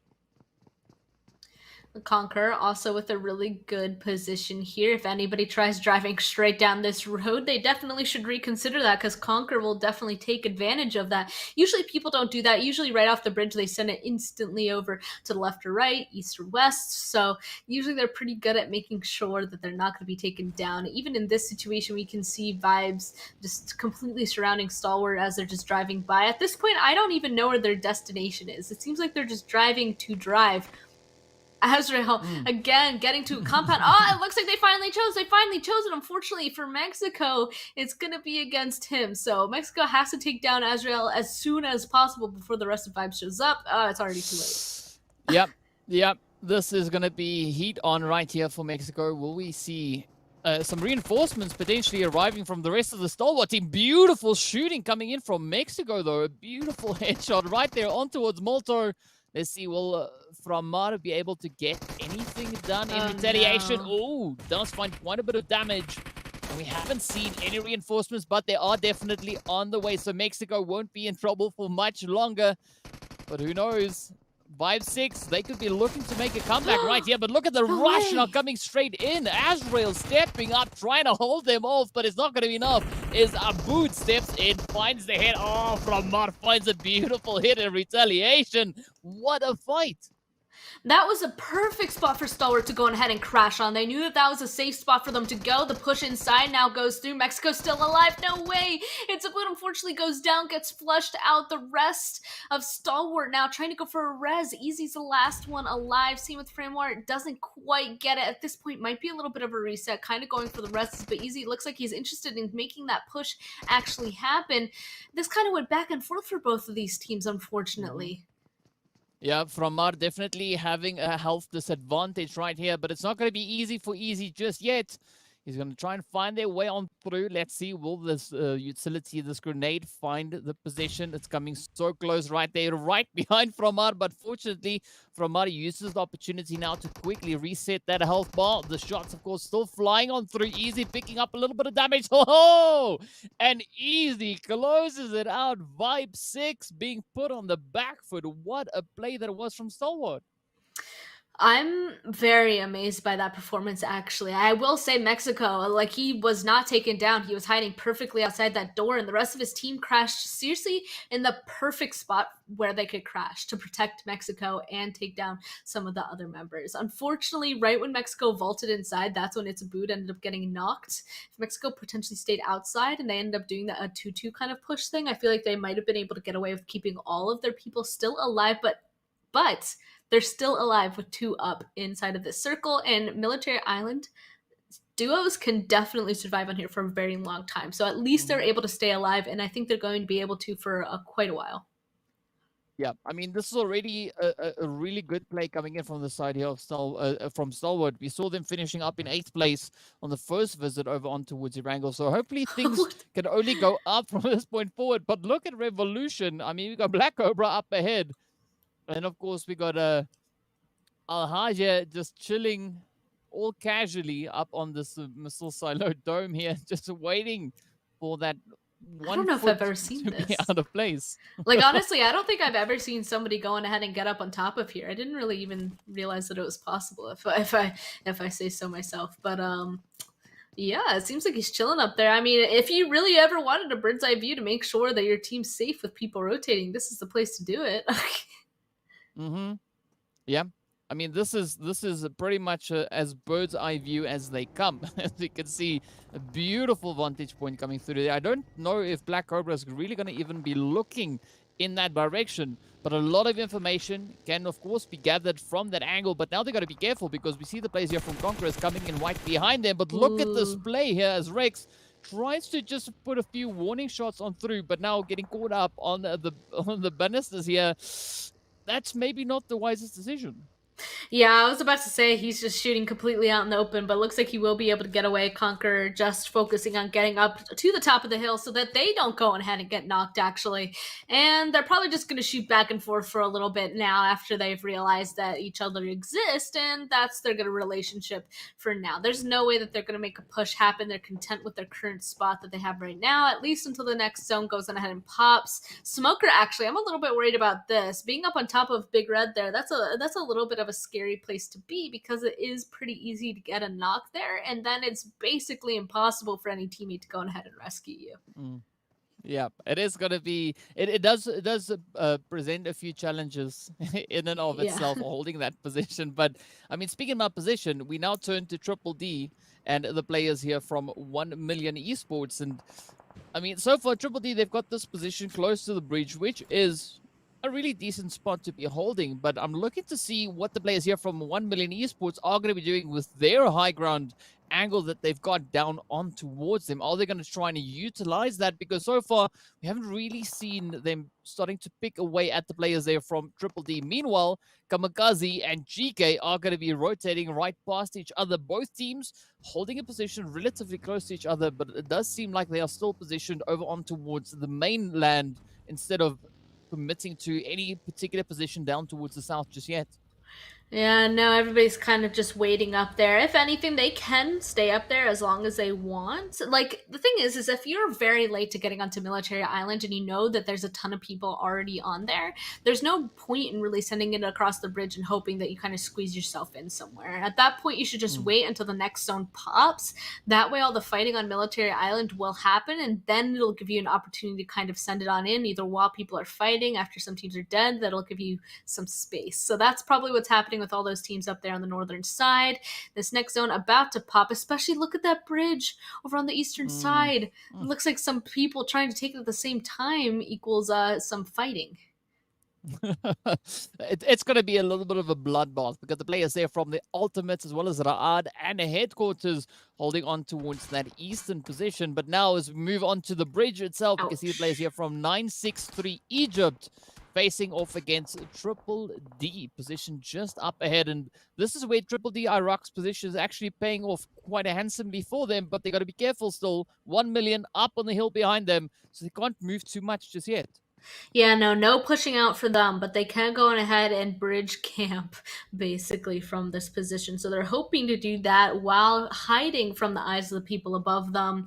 And they're keeping a very strict eye on those smoke clouds. They want to be able to take down 963 Egypt before they succeed in anything. But we saw somebody actually running underneath the bridge. So at least one of them has already actually escaped. Kind of curious if he's going to be able to kind of do anything for his team over there, or at least, I guess, continue on for the team. But of course, now as we move on a little bit further, we can see Conqueror Iraq now keeping their position up in the compounds, holding on to this hilltop. We see Revolution just off in the distance. Are we going to see Revolution potentially trying to apply a bit of pressure? No, it does seem like Conqueror actually are going to be moving up in their direction. Kalaga getting really close towards Al-Fajr here. But now, this is quite the rotation we've actually seen. I mean, a few moments ago, saw this player positioned up on those silo domes, and now a little bit further up north on the front line, holding up this defensive position alongside the players here from CONQUEROR Iraq. And look now, Kalaga, getting down right then and there. Absolutely beautiful play coming through. And it's from Revolution. Am I surprised? Absolutely not. So far, they've been getting so many kills right when they realize that there's somebody close by. Go on ahead and take them out. I mean, why not? Revolution is definitely able to do so. So CONQUEROR looks like they're going to be backing off of that. They found themselves some little buildings to protect themselves. That's some nice hard cover to play off of, at least for now, since they're not entirely sure where these next zones are going to be going. Another team trying to cross the bridge. This is a difficult situation. People sending it off already, actually. Oh no, this is not looking good. Two teams kind of in a harsh position here. Yeah, and now of course we see the players here from 963 Egypt just playing their own position on this bridge absolutely beautifully, as we have the team here from the Ultimates looking to see if they can too cross this bridge and make it up on towards that island. But no, look at the grenades as Nasa sends a beautiful one across, finding an absolutely amazing angle. But now it is down to Hope and Alush to try and fortify any potential angles they've got on this bridge. Oh my goodness. I love how he was using the outside of the bridge to kind of crouch down. Look how safe he is. I mean, he was just getting shot from the top of the mountain there, but he was able to get the nade from that position. That is, again, is great usage of locations and then utility. It looks like, though, Triple D now pushing on up. It's not looking too good for 963 Egypt. It's not looking good for... It's just not looking for anyone here. The Ultimate still kind of crouching down. The zone has popped. They don't have too much time left. And Triple D, I mean, this is like a beautiful situation for them. They don't want to leave this whatsoever. These are basically free kills for them.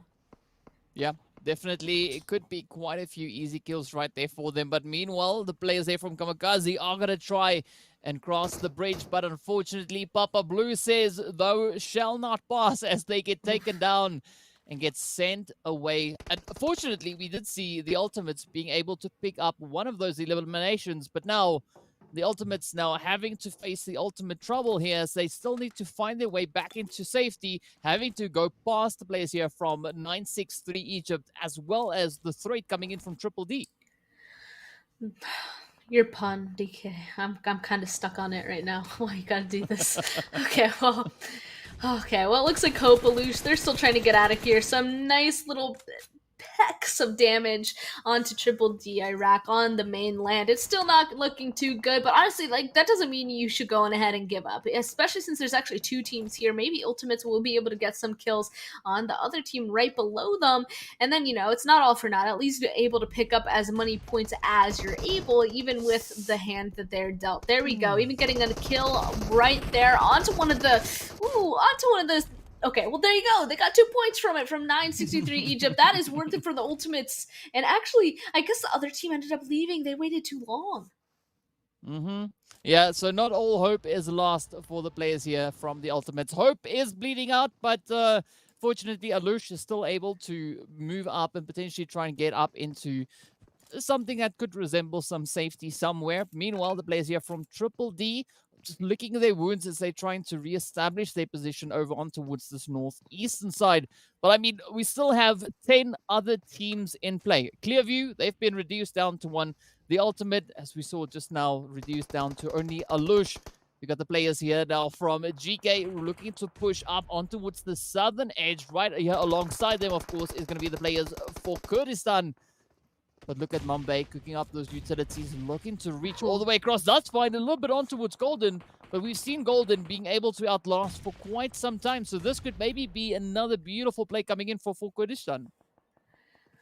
Especially since they have the top side of this little hill here, that's really going to help them out a lot, especially in this fight, actually, because if you know what it is. I have the high ground. It'll help them out a lot. There we go, already tossing some nades as well. The only thing that they have to worry about is Marley up on the northern side, but hopefully their teammate Empire will be able to quickly take care of him if he starts taking some shots at the teammate. Right now, though, they don't want to entirely just peek on over, because they're definitely just waiting for this next blue zone to go, because if it goes somewhere else, you don't want to be, like, deep inside of a fight. If it goes far away, they need to have the freedom to be able to back away, basically. I feel a shift coming up into that little open piece. Close to center zone. Oh, Not well, quite. it is the open piece, the wrong Yeah. one. But hey, I mean, open piece is the open piece. We see Rio being able to hold onto position. But now it's going to come that big rush, right? Because so many players positioned over on towards the northwest and southwestern side.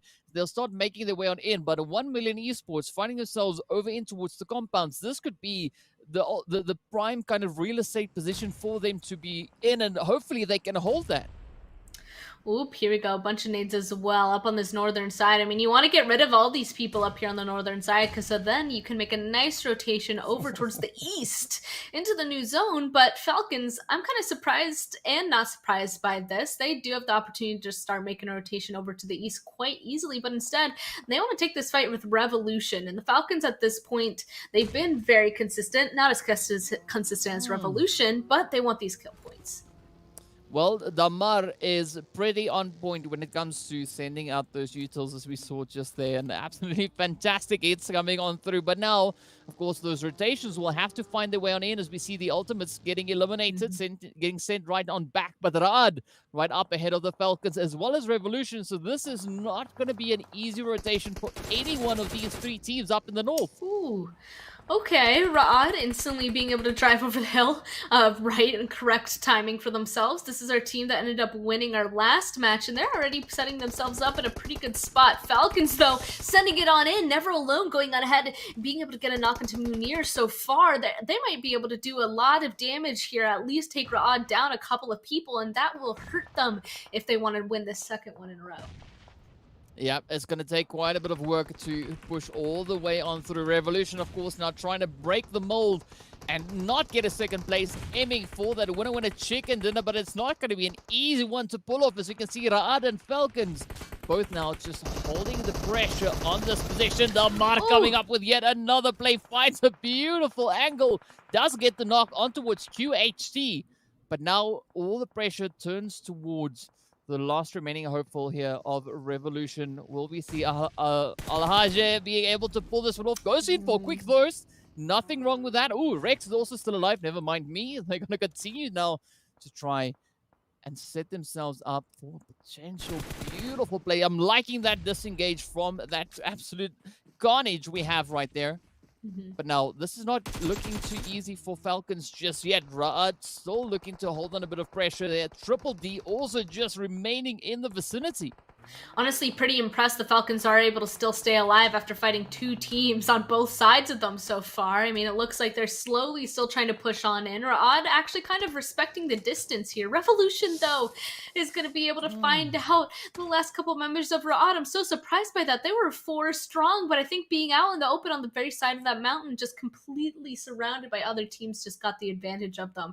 So now Triple D is still alive right below Falcons, actually. That's a good spot to kind of stay inconspicuous, but I don't know if they're going to be able to really kind of make any good rotations into this next zone to get themselves an advantage. It is going to be absolutely tough to pull that one off, but I'm liking the position we see coming in from the players there of the 1 million esports now. We can see those knocks coming through on towards the Falcons, but will they now be able to hold on? As we can see, up comes a few more threats to players here for Kurdistan now, looking to rotate up, not before stopping over and taking aim on towards Black Cobra. 2 players down already for the side there of Black Cobras. Now, will they be able to make it through the onslaught of these utilities getting sent up in their way? As you can see, you got Madlol and Muhammad just huddling down, looking to see if they can pull those reses off. Empire, meanwhile, will be picking up yet another grenade, sending it right on through. I'm curious to see what 1 knock 90 is going to be doing. Will he be able to find that angle? Cobra definitely being put on quite a bit of a back foot here. Yeah, all the way down to the southern side, there we go, spotting out yet another person. They know that the blue zone is going to start corralling them in their direction, so they need to be strong in holding this position. They can't let anybody kind of come in behind them while they're trying to move forward, because then they're just going to get shot in the back from one of the directions, and that's obviously not an ideal situation. They want to stay alive, get kills all the way until the end. There's actually so many people alive right now, DK. There's 70 people alive, but not only that, there's 8 teams alive. The next team that goes out is going to be so surprised when they only get 8th place placement points, because this zone is so tiny with the terrain that they have to have 8 teams still alive. Yeah, definitely going to be quite a bit of a challenge. We can see clear vision now. Mali just looking to ride that blue zone, looking to push further and further forward. We see Concrete down on the roadside. Black Cobra right behind him, but up comes the shots now from 1 million. Oh, beautiful hit onto 1 knock 90. Come on. Will 1 million be able to reign supreme in this one as 4 Kurdistan gets eliminated, sent on away? 6 teams remain clear vision, also down for the count. Falcons still looking decent up on towards that northern position, but Revolution still in the swing of things. They have not taken the knee just yet. I mean, they Ooh. don't want to. They've been doing so well, but it looks They like this just time did. their second place streak is actually going to end. Instead, they're going to be out in that 6th place position. There we go. Triple D. Oh, poor them. They're stuck in between 2 teams right now, actually, which is a really hard position to kind of come back from, but at least they have some nades to try to create some much needed distance between them and these enemies. But, oh, here we go. 1 million Esports. That was such a good peek, but no way the headshot comes through. Oh, Fox now being put under pressure. This could be the play now for Ali. Could we see Triple D succeed here? Of course, the Falcons just riding the storm so beautifully as Yusuf comes through, and with that sends them packing. 1 million Esports now could still be in at 7 elims already to their name. Falcons also sitting on 7 as they now look to reposition themselves a little bit further down on towards the edge of the zone. But this is where 1 million now needs to hold strong. They've got such a beautiful position. They can make quite a bit of work from that angle. But now, meanwhile, we do have Never Alone going head-to-head with the rest of Black Cobra. But look at the shots coming in from Wade on the alpha angle here. Oh, nice. Oh. Couldn't quite fit behind that tree. That was such a nice knock. But look right behind him. Do you see that? Conquer. He's hiding in the vehicle. They don't know that he's in there. That's the advantage of those vehicles. You can't quite see who's inside of them. So right now, he's just chilling out, waiting for all the fighting around him to happen. Oh, I think he was finally spotted. No. So they'll be eliminated. I think he had to get out of the car or something. But still, 2 teams are now left. Falcon versus Black Cobra trying to go ahead and get that resin. Sneak it in right before Falcons make a push. Well, but look at this performance though, Span. Oh, Falcon sitting on 12, and with that, they steal the show, taking home the winner chicken dinner on our second visit right here on Erangel. Absolutely fantastic performance, and what a great step up that has been coming in from the Falcons. I mean, they were just blazing it through this match. Well, they've been slowly getting better. So taking a look at those match results, I mean, they have been being the second most consistent team. So this time, finally grabbing that first place winner chicken dinner with 29 points, DK. They got 14 kill points to get themselves to 29. That was a great performance coming through from them because as we can see, the next highest number in terms of kill points is 7 on this page. I do believe... Oh, yeah, 7. Not even Revolution was anywhere close. They only had 4. Wow, yeah, that is an absolute runaway performance coming in there from Team Falcons. But, of course, I was asking for 1 million Esports to step up, and, man, Span, they did. They delivered, came in with 7 elims strong, half of what Falcons did. But, I mean, Falcons, they were on something else, right? They were just, I don't know, they were winging it to the next level. Just going absolutely crazy. But that is the beauty of having these teams compete against each other. We see some really surprising performances, and that is essentially what we were hoping for.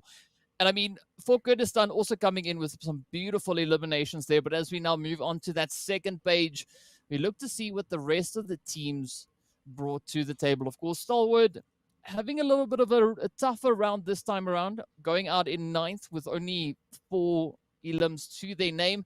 But I mean, again, we see that consistency coming in from a lot of these teams. They are putting in the effort. They're bringing in the elims. Unfortunately, the placement point's not working out in their favor just yet.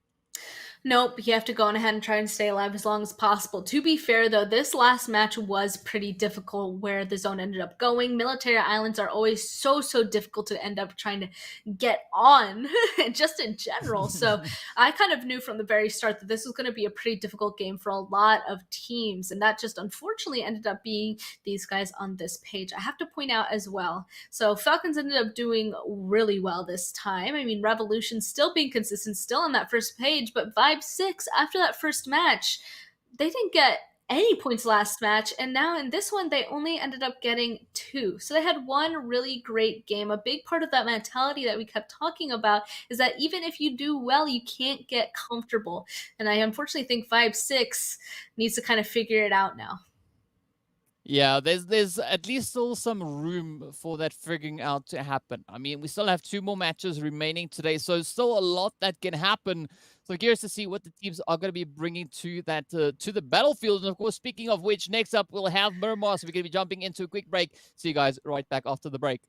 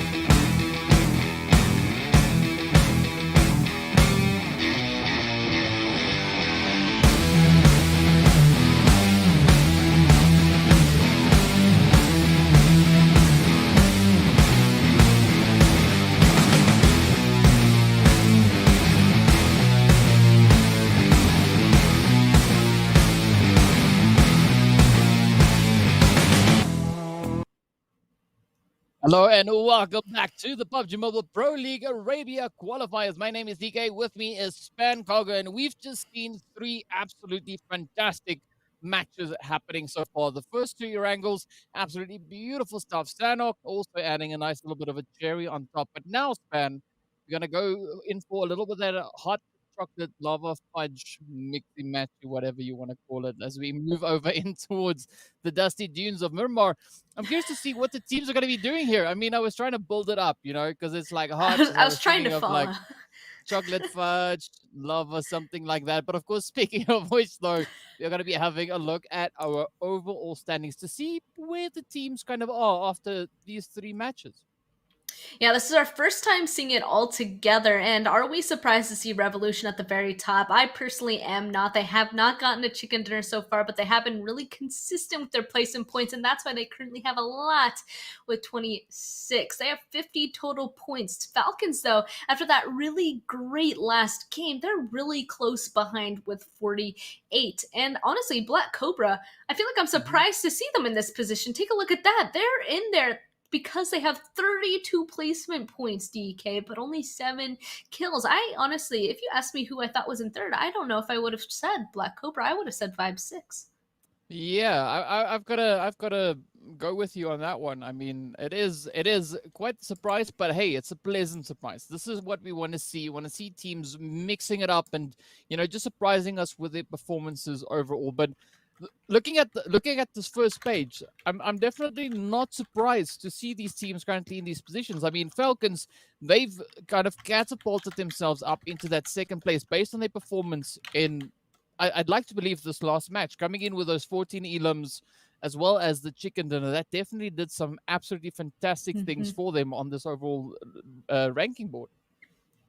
Yeah, and I mean, I also just want to say, after kind of a big jump, I'll say, come from 48, 39, 25. Then after that, Mhm. it's pretty consistent 24, 23, 23, 19. Like, people are a lot closer down there. So there is already Yeah. like the tiniest little bit of a gap up towards that top portion. Otherwise, everybody's still kind of right on each other's tails. And 2 more games today, and then of course 10 more games just this entire weekend.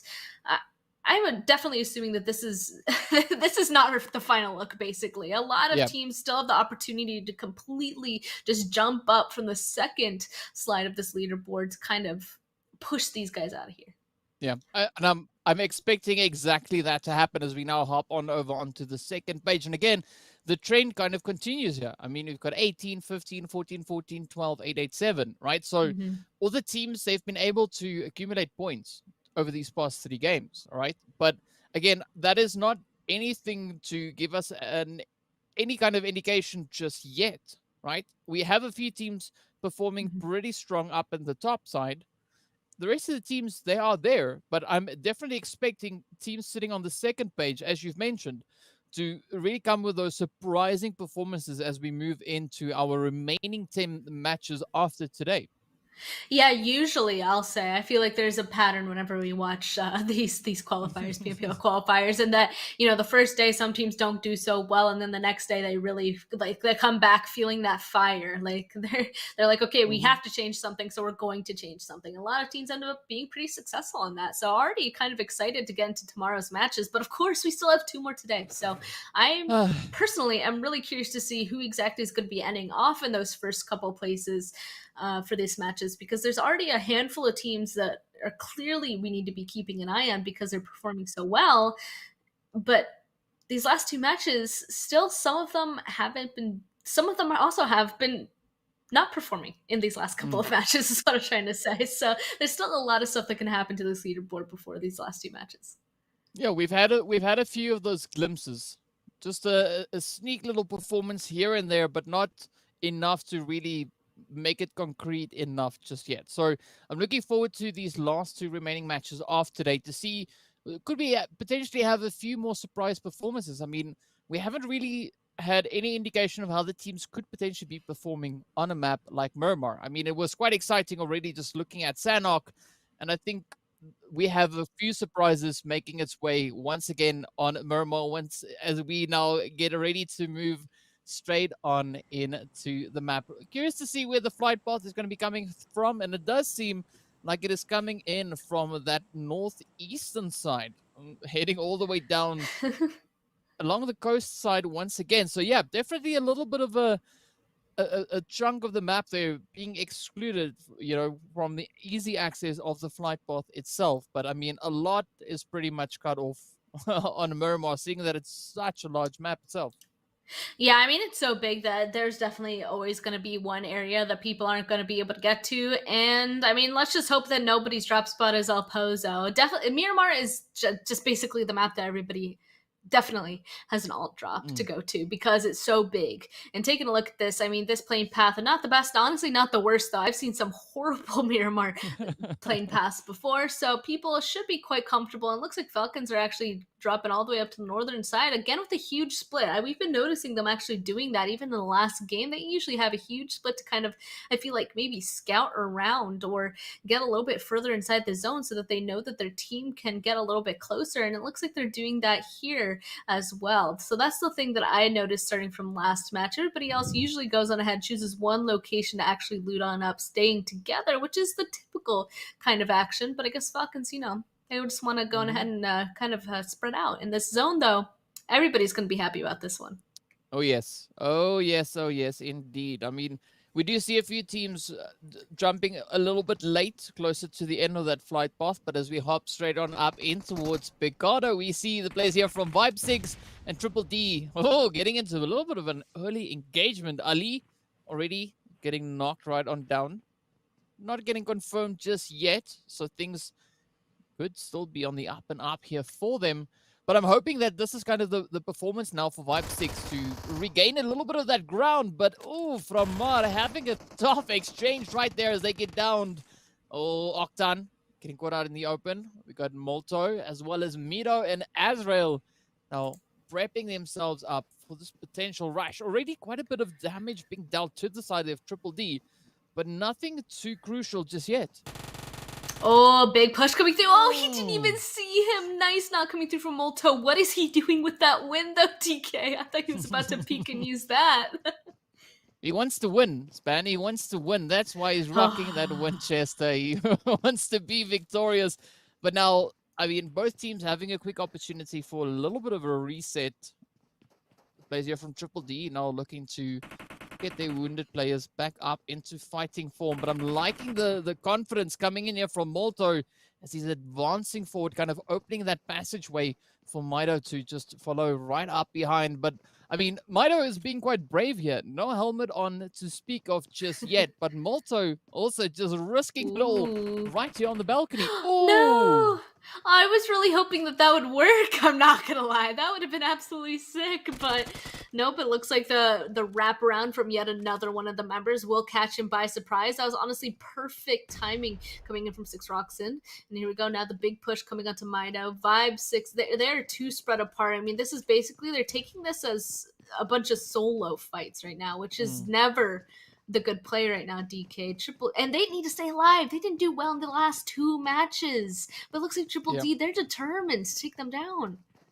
Yeah, I mean, Triple D, it seems like they are here looking to prove themselves. And if they have to go through Vibe 6 to do that, that is exactly what they'll do. But this is such a challenge now for them. As we can see, Mido taking quite a bit of damage.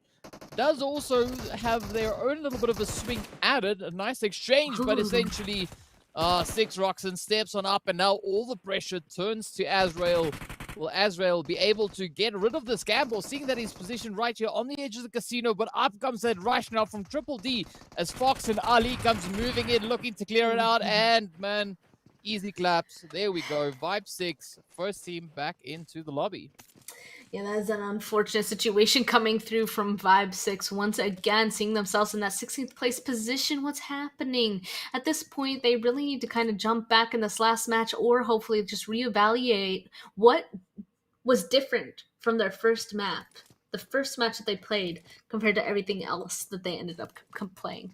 So hopefully they're able to figure that out coming into the last match or even tomorrow so that they can climb up the leaderboard a bit more. Because, at first it was okay because they were just like, it's okay if they have a bad game because they have all that padding from the first match that they won. But at this point, it's definitely...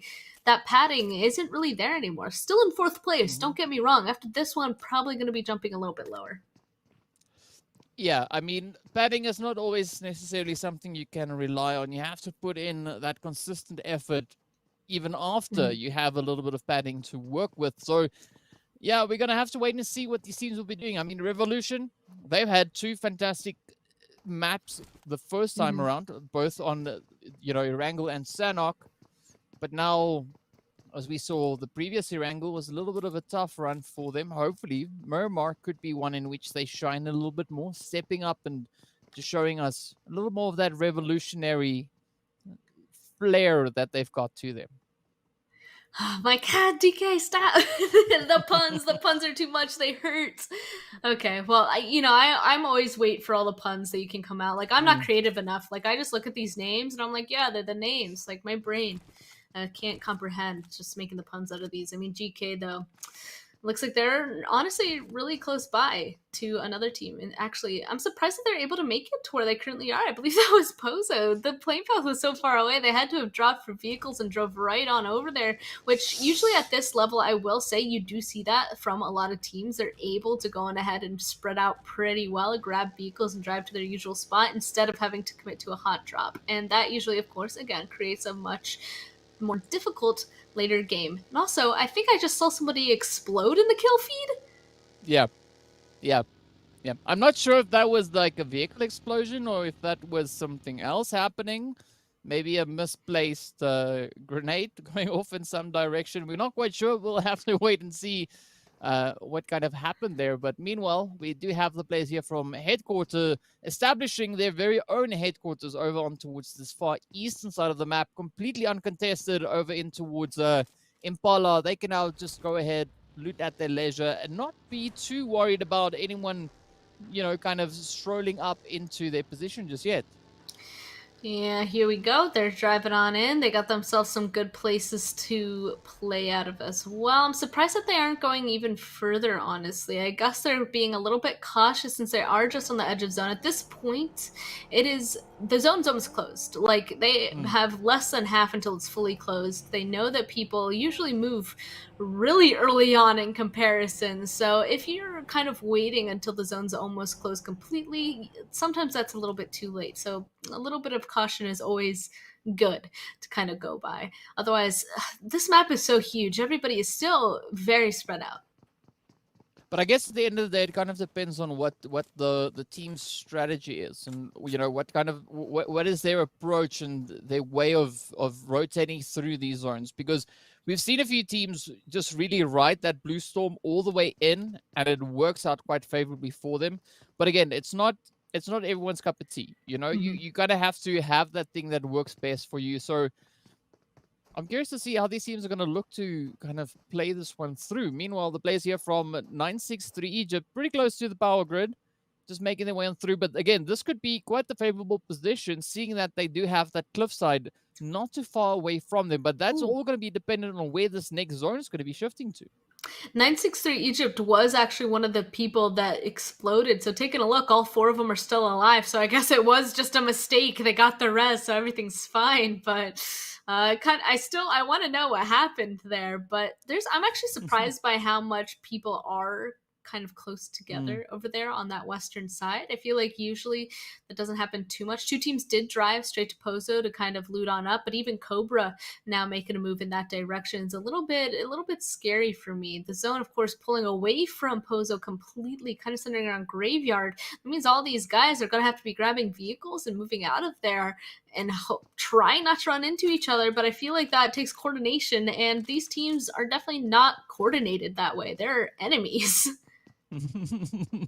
Yeah, I mean, it's going to be interesting to see what they'll be doing here. I mean, KAMIKAZE and GEEKAY, both teams, they don't seem too phased just yet, seeing that the zone has shifted up and they do find themselves nearly 2 kilometers away from the next safe zone. So, yeah, hopefully they're turning some attention towards the vehicles, as we just saw a vehicle appearing right there alongside the building. Meanwhile, over in towards Hacienda, we do see the players here from the Falcons now looking to set themselves up, looking to see if they can spot any movement from potentially somewhere around them. Meanwhile, the team there from Clear Vision are going to be spotting out the team from 963 Egypt.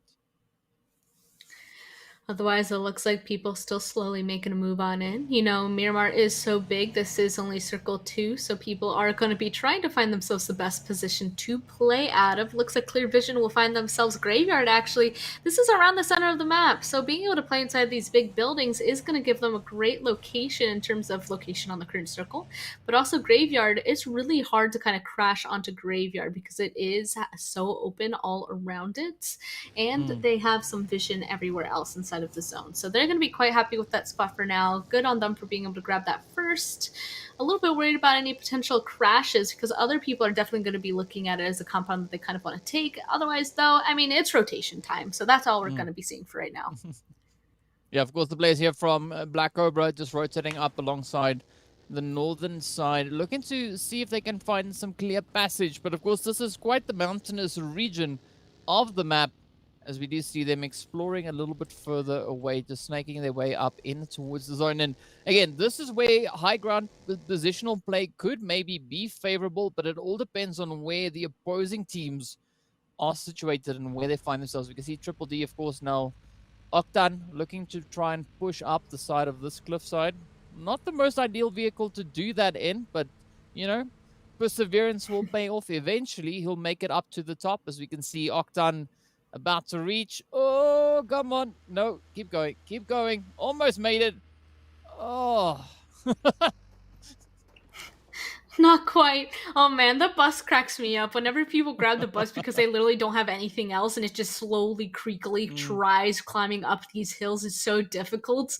The bus is like definitely the last choice. For me personally, actually, the thing that's definitely the last choice is the Murado, because that thing gets stuck everywhere. But it is nice and fast, definitely faster than the bus.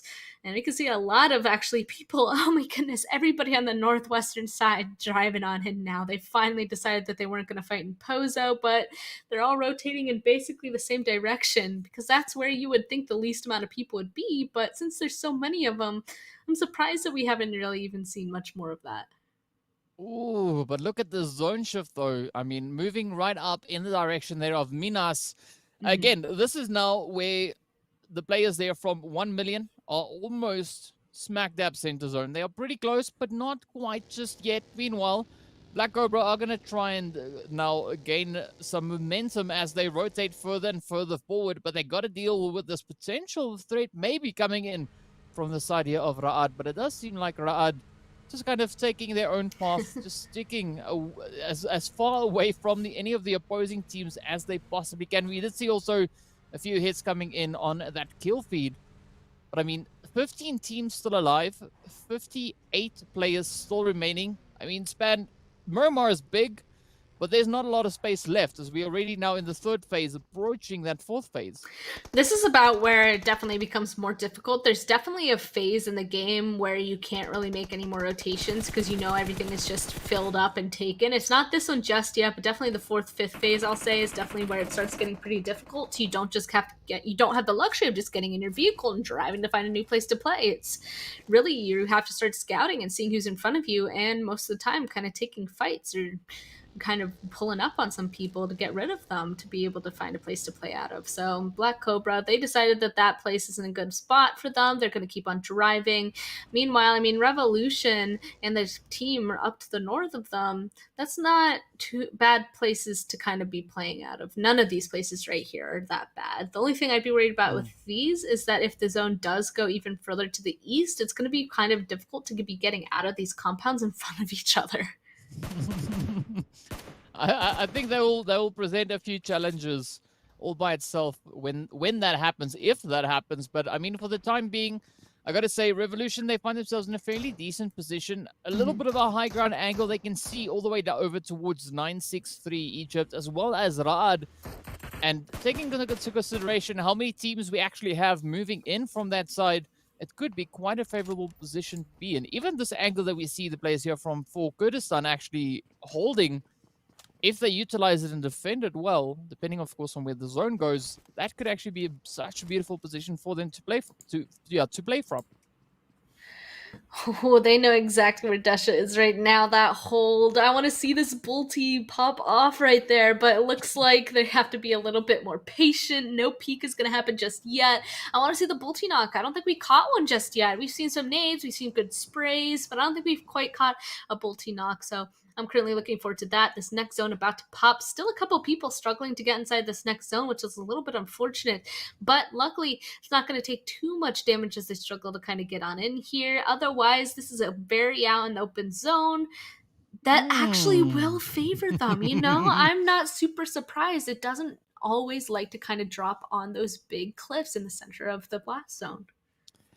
Well, that is quite the shift we saw coming in right there. But, Span, it's going to be so much carnage now for the teams moving up from that southern side. Now, even if we look onto the north, we got the players here from Kurdistan as well as KAMIKAZE. Oh, Basil rushing straight on in, finding one knock 90. Is he going to be able to get that knock on towards Anaconda? Oh, the shots continue to fly on through. But this is a difficult position because there's so many teams in the vicinity. And you have to try and counter those different angles from so many potential spots that you could find. But Basil finding out just how difficult it actually is. It's unfortunate that, I mean, the KAMIKAZE wasn't able to kind of push off of that res. They knew that they had the advantage in terms of people, and because of that, the res comes through, Basil goes down. The rest of his teammates can't do anything because they're not in the compound anymore. They're up to the northern side trying to figure out what to do up there. Aziz now backing on up. They need to get the res on their teammate as fast as possible and honestly just get out of there at this point because not the greatest of situation. Another team up to the northern side. If they're able to kind of cut off that line of sight from the north, maybe they'll be able to hold the rest of the team inside of the compound that they were just pushed out of.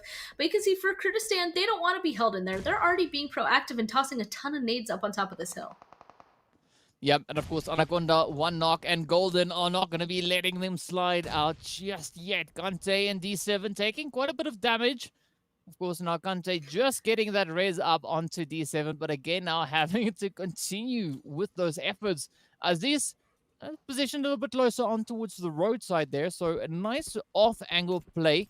Could be a bit of a saving grace, but I mean, 4K, they're just holding on to this position, and it could be working out absolutely beautifully for them. Meanwhile, Black Cobra are going to be taking aim on towards Revolution. As we can see, Al-Hajj now getting knocked right on down. It now turns to the rest of the team to see if they can actually cover this up as Black Cobra now starts advancing forward. Of course, that blue zone hot on their heels. And go Revolution, nice looking up towards the top of the hill to their south as well. Want to make sure nobody's going to kind of be peeking on over as they're trying to take this fight. These people right beside them, though, they're safe for now. There's no way that they can safely push out there to try and get rid of them without the people to the southern side kind of trying to take advantage of that and doing some damage. But, oh, it looks like we're back to the Falcons. The Falcons, a huge split, as we can see in that mini-map. They're just trying to get rid of this team.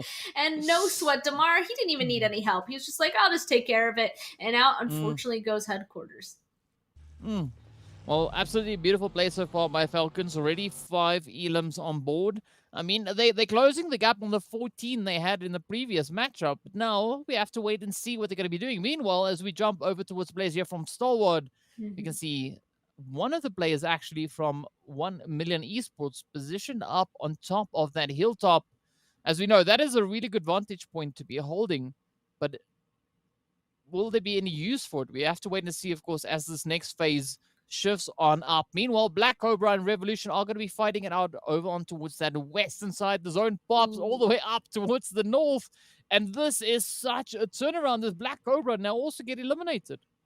Yeah, Revolution finally realized that they had the opportunity to push out there and get rid of the threat, so they did. The zone pop, though, up to the north. This is quite interesting because, once again, I mean, one compound is inside of the zone, so that would provide some pretty safe hard cover, but if you go in there, it's in a huge bowl. It's going to be basically impossible to be getting out of there once everybody else is inside of the zone. Otherwise, it's a bunch of hills, little ridges that people are going to have to play out of. Definitely too small for 12 teams to occupy, though. So there's going to be a lot of fighting along these edges. Kind of curious how some of these guys are going to approach this, trying to get in, because even Revolution that we saw there, they're nowhere near this next zone. And there's a ton of people even just to their northern side. Yeah, it is going to be quite the challenge. But, I mean, Raad, they seem to be up for the challenge as they now come rushing straight towards, sorry, the players here from 963 Egypt. But again, 963 Egypt, they also still need to remember that they need to get up into zone. They are relatively close, but they're not close enough. And as we know, this is 5th phase blue zone. It's not going to wait for anyone as it starts closing on up. You can see Belhap already starting to move a little bit further forward. Munir right there for a little bit of reinforcement. But this is now where it all turns to 963 Egypt, as they now need to decide at what point will they start making their way towards the zone. But it's going to be a challenge because right up, situated in the zone, you can see a few more teams just up ahead, and that is going to be the players there from for Kurdistan. Meanwhile, up on the hill on the southern edge, Conqueror and Clear Vision are going to be having a bit of a swing at each other.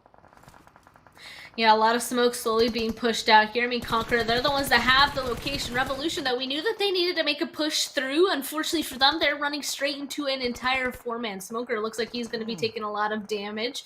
Hopefully trying to go on ahead and get picked up in this situation. All the rest of the teammates trying to make a big push towards Conqueror, but there's actually a solo behind them they think is helping is hurting them. Oh yeah, the solo behind them actually went on ahead and got another knock on a Revolution. There's only 2 of them left up. This is not looking good for them, especially as Raad goes away in the kill feed. This is the kill zone. We knew it was going to happen. It's not looking good.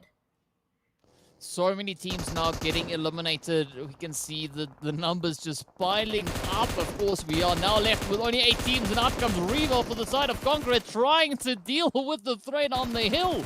But down goes Reva, as QHT and, well, the rest of Revolution now trying to push on forward. It now turns to Al-Heja to try and make this play. Ooh, Conqueror coming under quite a bit of pressure here. As you can see, Rio now just huddling out in the smoke, trying to figure out the best approach, hopping into the vehicle. This now opens up that opportunity for Revolution to step up, get those reses going.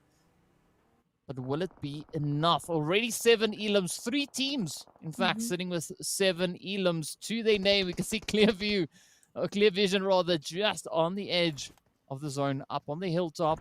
Good vantage point to be holding there for Mali and Makui. Now, oh, come on. Those utils getting sent on out. Rio feeling the heat as those grenades just explode alongside him. Gets the hit up in towards Al-Hajj. Oh, QHT goes down, and Rio gets a beautiful play for the team. I'm pretty sure. Here we go. Clear Vision Esports, you're right, eliminated. Now we're just down to 4 teams left. Looks like our little solo here is doing his best down the southern side. A little bit worried because an entire team right beside him to the east, they're going to start be spreading out and honestly making a rotation towards the southern side to try and take a look down inside of this bowl is usually a pretty good solution. So that means they're going to be running straight into our poor last member of Conqueror, already driving on over. At this point, we just gotta hope that he's able to find himself a hiding spot as a solo, because that's your goal as a solo, is to kind of stay alive as long as possible, get yourself some placement points, only participate in fights or steal kills once they're available for yourself, otherwise stay along as alive as possible. Kamikaze's mad that 4K ended up pushing them out of their compound, so they're starting to push back already. But I mean, Span, 4K, they haven't budged from this position in quite a few phases so far. And this could be quite the play to make now, as we can see Kamikaze looking to push even further forward. Down goes 1 knock 90 as the hits come through from the side of Kante. There we go, D7 now, looking to get a bit of a breach going. Golden up ahead. We've got Anaconda going in for the res there on towards 1 knock 90. Will it come through? Conqueror Iraq getting eliminated. We are down to only 3 remaining teams.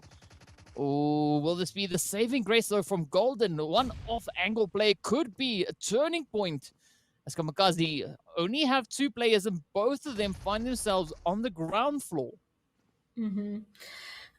This is the best situation ever for Falcons, because all they have to do is wait up on top of the hills for these two teams to fight it out, and then when they hear the fighting really start coming into play, they're going to see a lot of the kills or the knocks in the kill feed, and then they're going to be able to push and clean it all up, and then they're going to win the game. So right now I'm feeling pretty strongly that this is a Falcons game, but I mean, we'll see if for example, for Kurdistan or KAMIKAZE both don't want to entirely focus on each other, if they're just trying to coexist in this building for right now because they know that they're at a stalemate, they might start taking their attention to the Falcons. So still all three teams have to be as careful as possible, but I love to see the spread coming through from Falcons above them.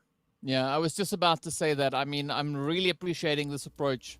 Falcons they just playing this phase so beautifully, taking the spread, trying to cover as many possible angles as they can without getting involved in the exchanges down below, leaving it up to the players here from 4K and KAMIKAZE to kind of resolve the issue before potentially moving in and looking to clear it out. And they are just sticking to the high ground, but wait, no! Damar gets blown right on up as one knock sends out that one hit to get the knock right on towards Damar. And I mean, Falcons, they still have 3 players up. Not quite sure whether or not they're going to try and get that res up in towards Damar. I think they are, but see, that's exactly what I was worried about. I'm like, oh man, if they realize that they can't make a push, they might go on ahead and start looking at Falcons. There we go, Damar's already down. Not quite sure. They don't get the res. It's a 3v3v2. And I can't believe as well, actually, that for Kurdistan, I wonder if they realize there's only 2 KAMIKAZE members left. I feel like they should, because they're the ones that took out the other KAMIKAZE members. So as a 3-man, when all 3 of them were inside that building, they might have just been able to make that push happen and been successful, but they decided not to because then they knew Falcons would push immediately as well. At this point, it's just a waiting game on who's going to move first. Oh no, another one from Falcon goes down. This is exactly what couldn't happen to them.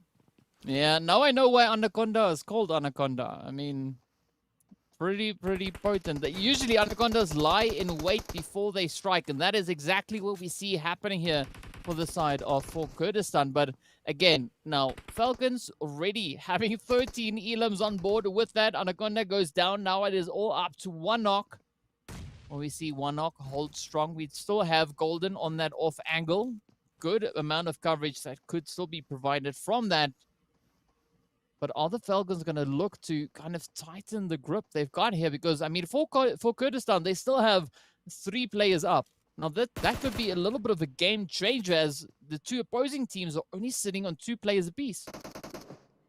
You can see that Falcons actually decided to take this even a little bit slower, which I think is the correct decision in this situation. I mean, I don't quite know how they're going to make it all the way down at this point, because for Kurdistan is so spread apart. I mean, I really like the angle that Golden actually has, kind of making sure that this entire building is covered.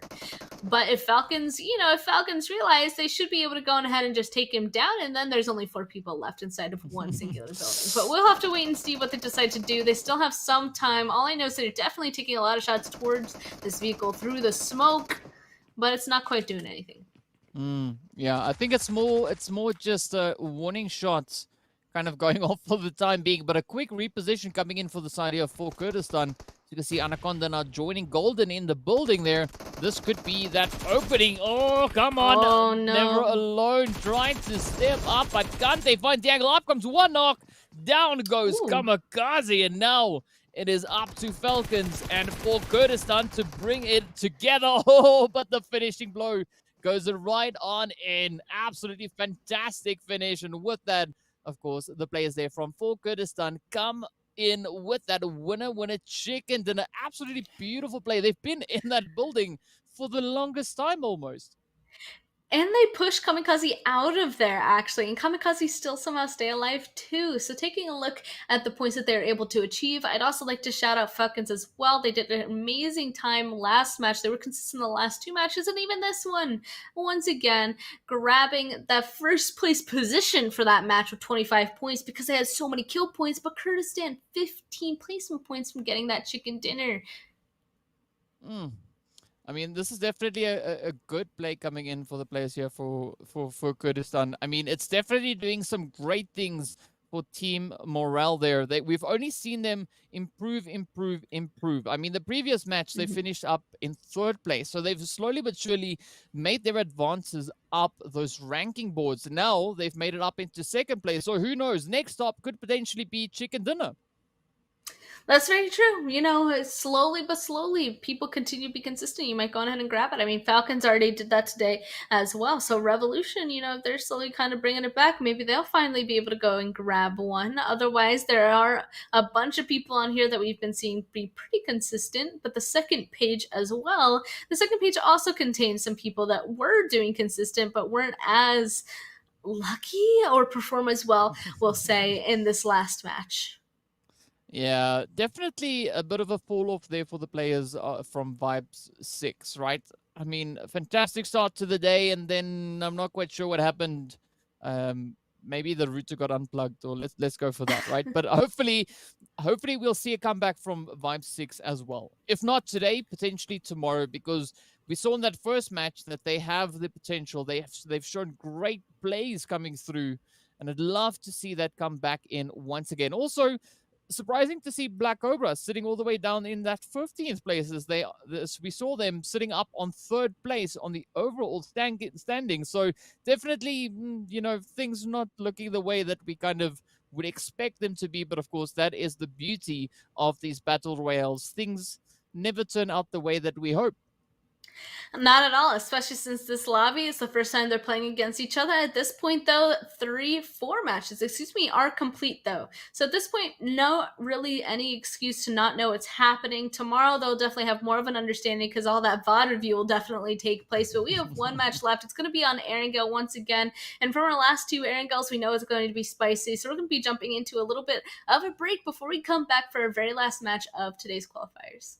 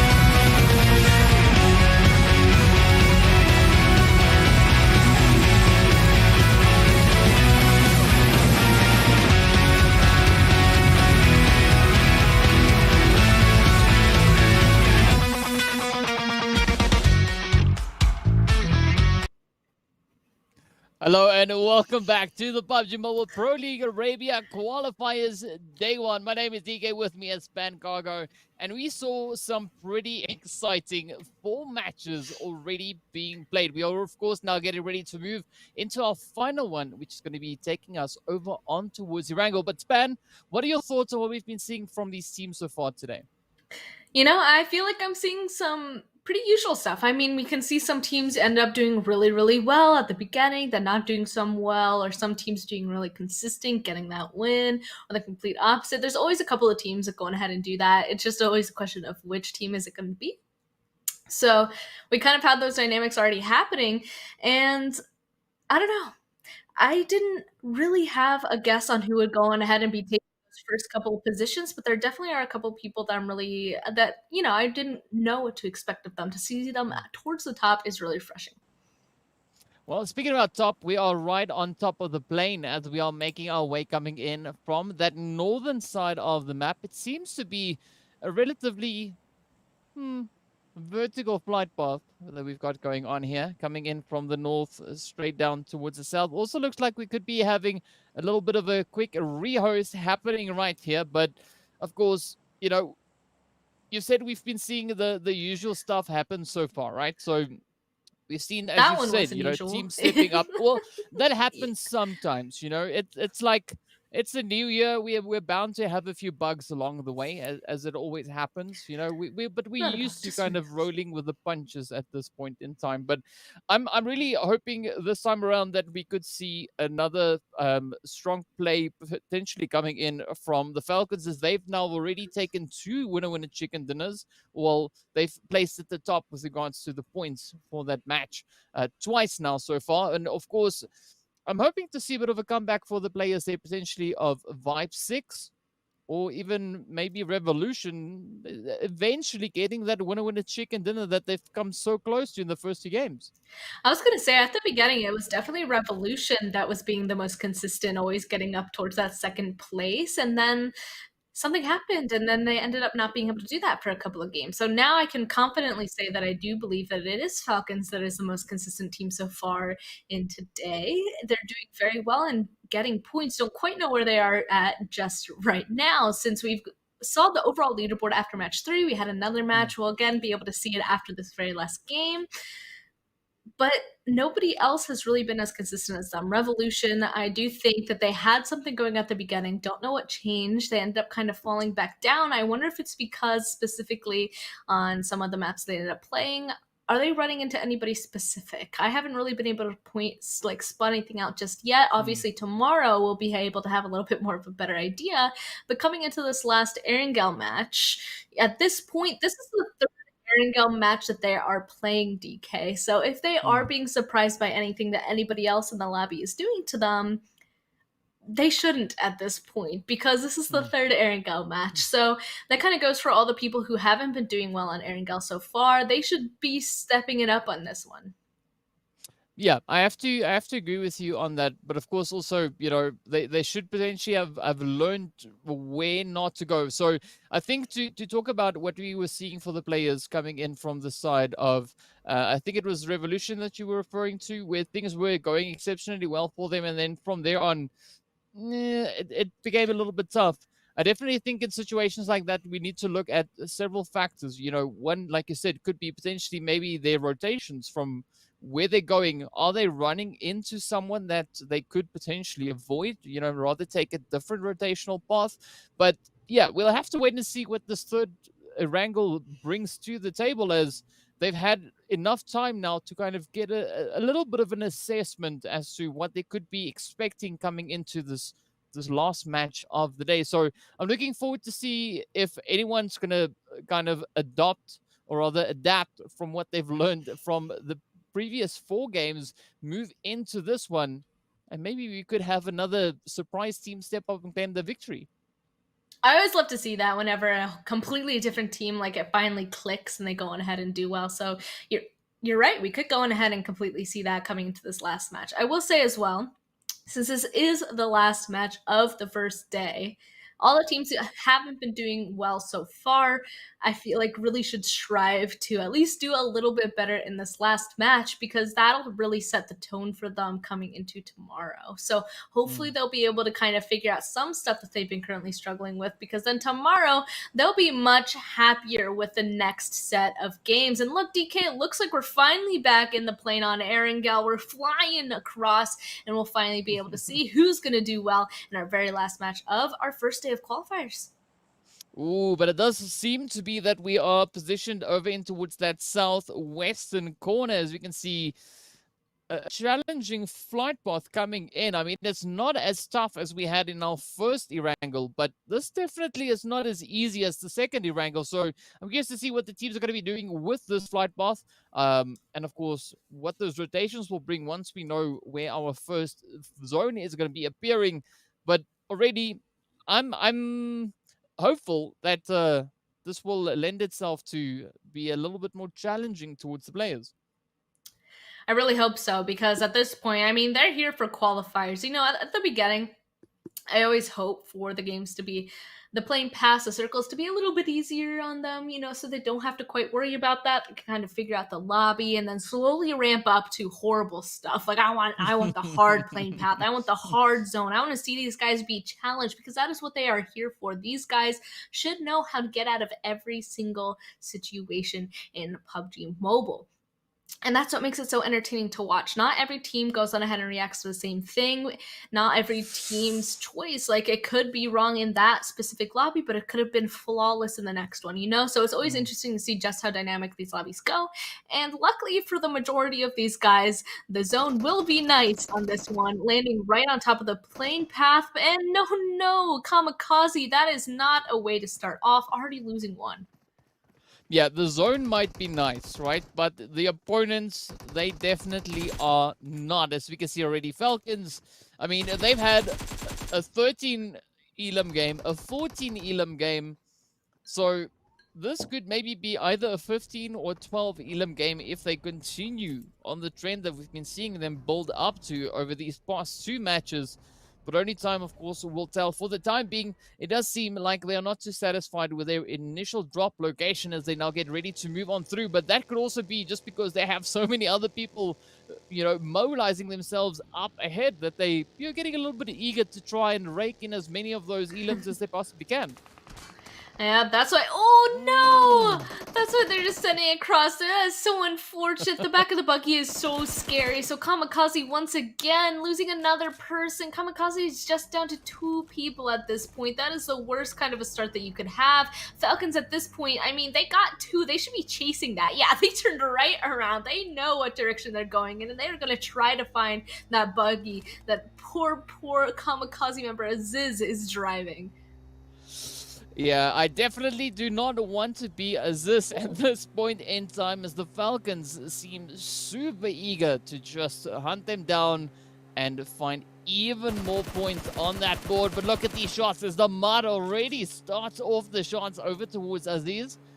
Does find a few hits up on towards the vehicles. Nothing of them finding their way on towards Aziz just yet. But I like this call here. I mean, they saw the compounds up ahead approaching, and instead of potentially lure themselves into a trap, they pull up their handbrake, turn around, and take an alternate route. So that's a good call.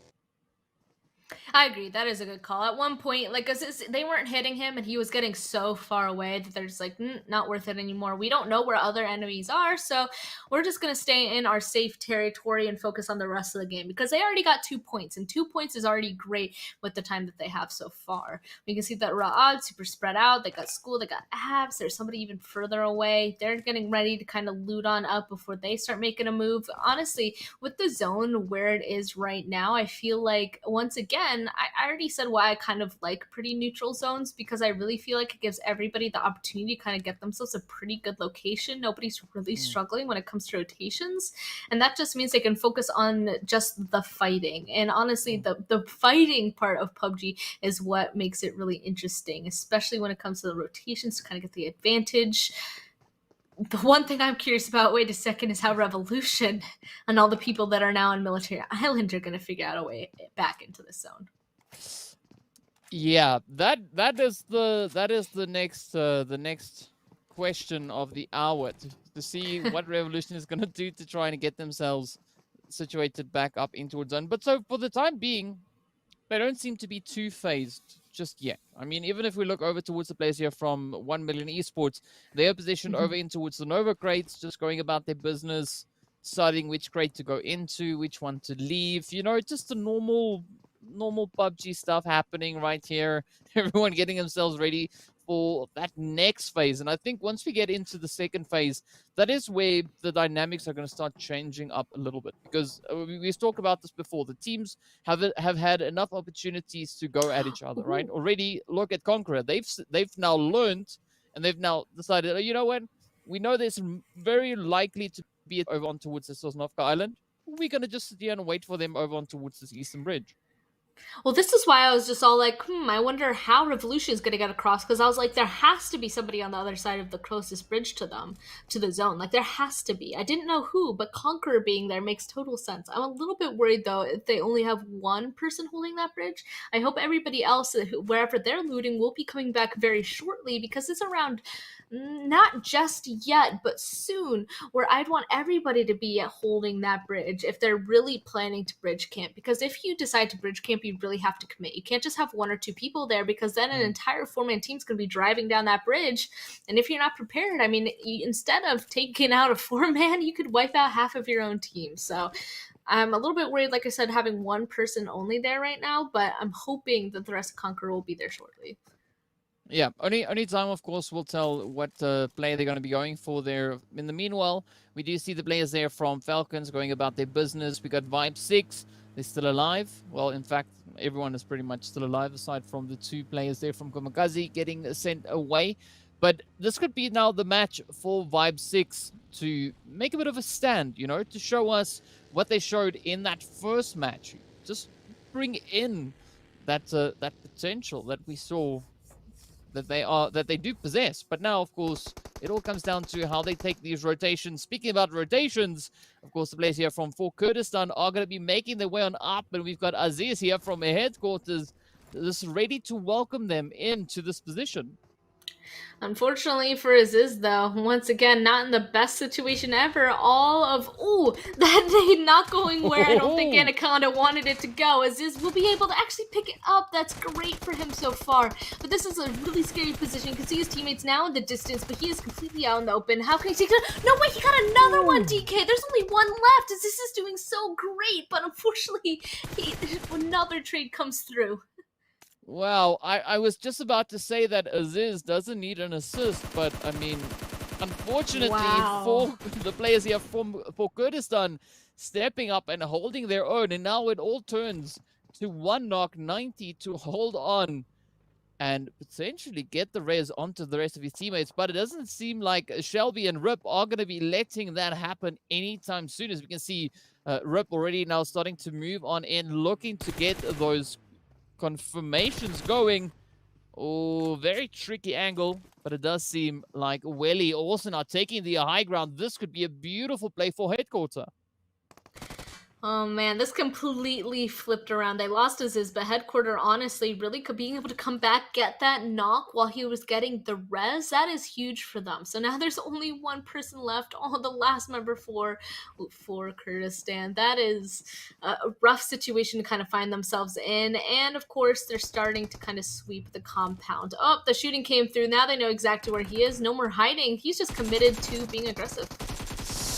Ooh, there we go. Headquarter dealing quite swiftly with that one as they move right on in, eliminating the players there from Kurdistan. And of course, that is our first team out for the count in this final match. 57 players still remain, 15 teams. And, well, the numbers are still holding strong, but definitely a good start for the players here of headquarters. And now, as you can see, that zone, of course, now just centering up towards Pachinki.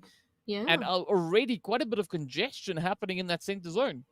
Well, now I'm like wondering, is this going to be a Pachinki ending? City endings are always so interesting because everybody. So many people could just pack themselves into a city. So if this ends Pachinki, honestly, like, it'll be really hard for any of us to kind of guess who's going to kind of come away winning this game. But we'll see. They can still go anywhere else, potentially. Pachinki in the center right now doesn't mean it's going to go Pachinki, so we'll see if it goes there. Close Vision Esports, though, just inside zone, trying to hold out the ultimates. We figured that there might be some difficulty getting in this zone, especially with people making rotations from the same areas, and of course it's already happening.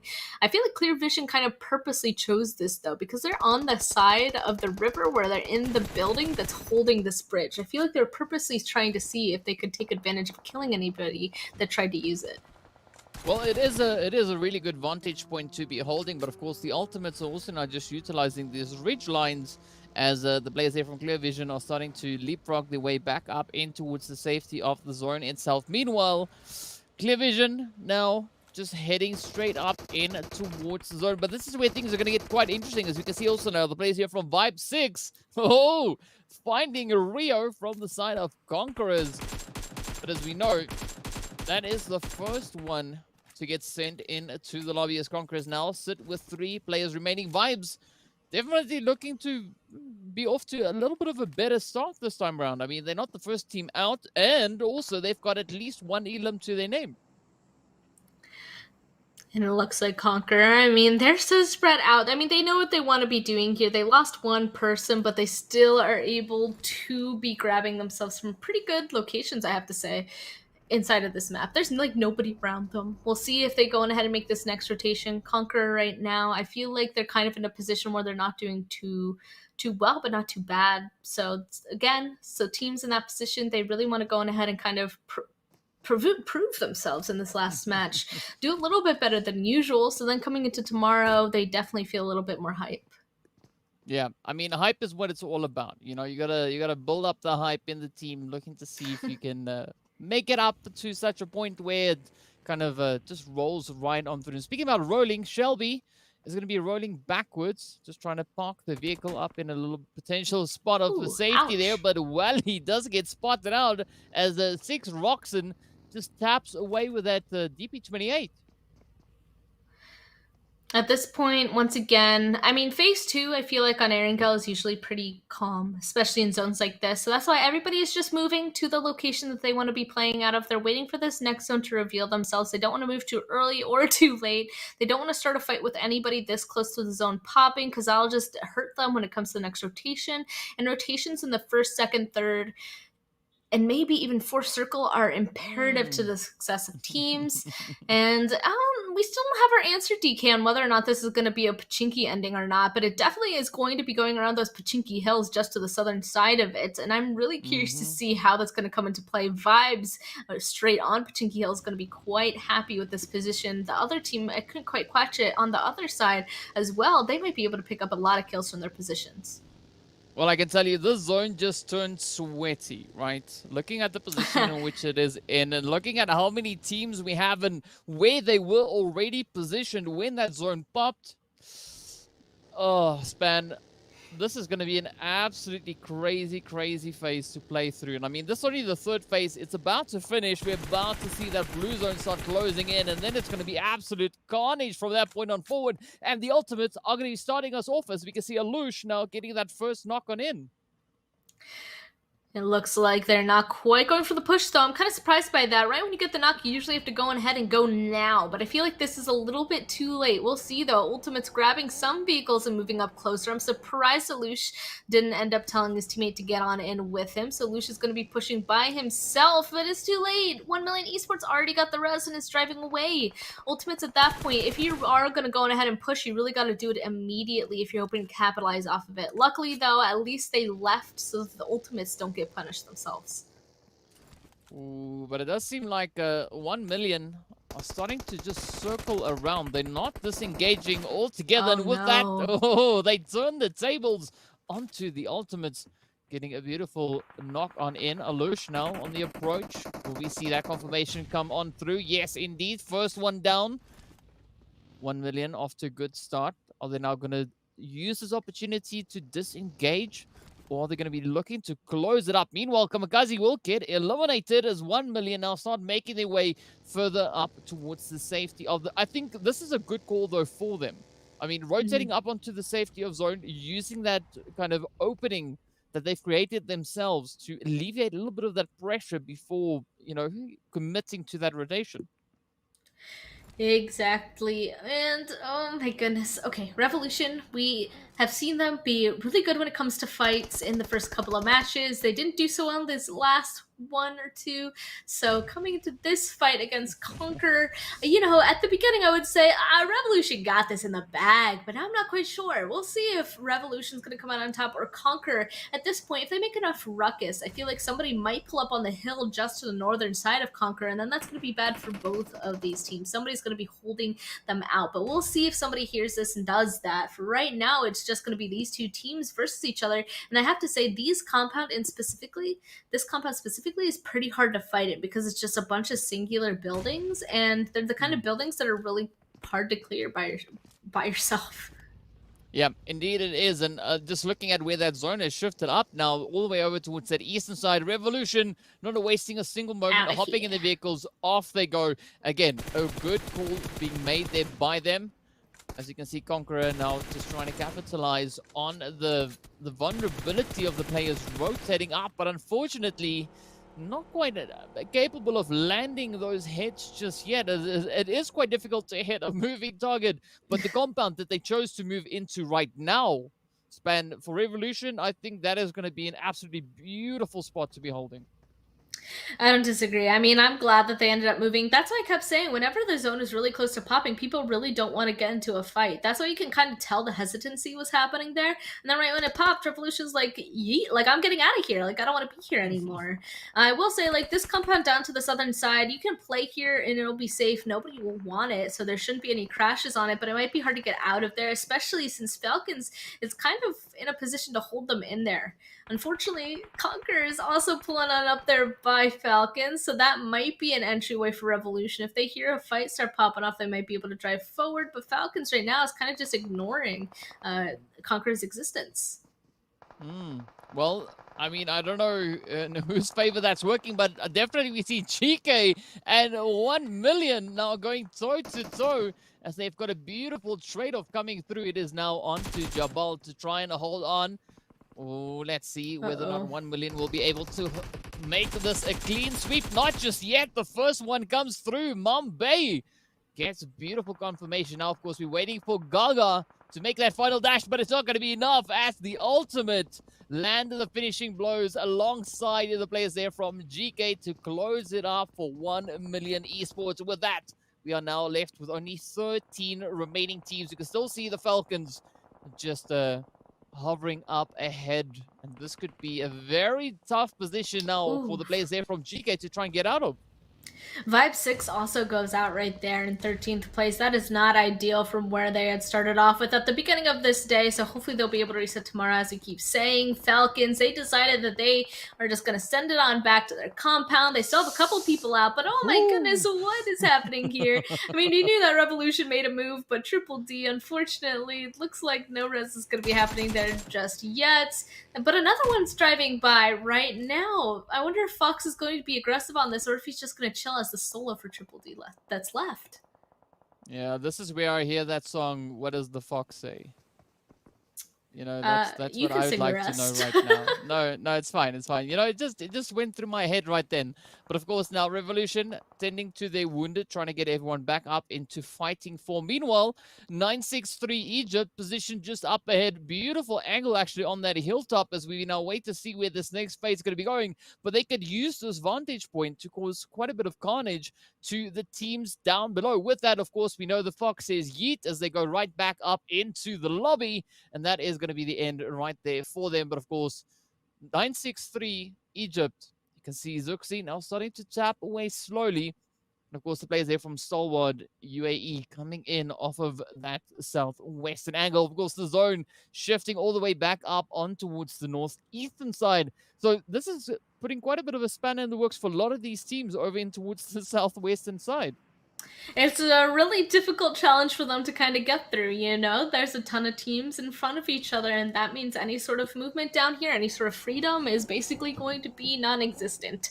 So 963 Egypt, honestly, with their position, they really could capitalize over on this edge here. I think that's why they're moving back a little bit to give themselves a little bit more safety because there's so many teams around, but I think they're still trying to be close enough that if they hear fighting popping off, they can kind of go over there and clean up or capitalize, pick up a couple more kills. It looks like Headquarter will be the first team to kind of start poking the bear. Other teams definitely hearing that movement start to pay attention, and all these movements that aren't happening specifically down here as well, it's a little bit scary. Got to get that res and move as fast as possible while 963 Egypt is distracted. Oh, come on, but this is now where the carnage follows. We can see Black Cobra up ahead, suffering a few hits in their directions. 963 Egypt now starting to mobilize themselves. They can feel the blue zone about to start nipping at their heels as it moves on in. We can see the players there also now from Stalwart coming up with their rotations. Headquarters also making a bit of a push, applying a bit of pressure right here onto 963 Egypt, but surprisingly enough, not a full commit rotation coming in from them just yet. And in fact, Zuxi gets picked up in the exchange. Ooh, okay. Egypt still kind of holding on to this position. We'll end up having to see what happens to them. Another team, Headquarters, starting to push down from the southern side. This isn't looking quite that good for them. If anybody else gets involved, that's going to be concerning. There we go. He spots out one, though. Another one goes down. This is a hard position for 963 to be in. Instantly, the knock comes through, and they're in their vehicle. The push is happening.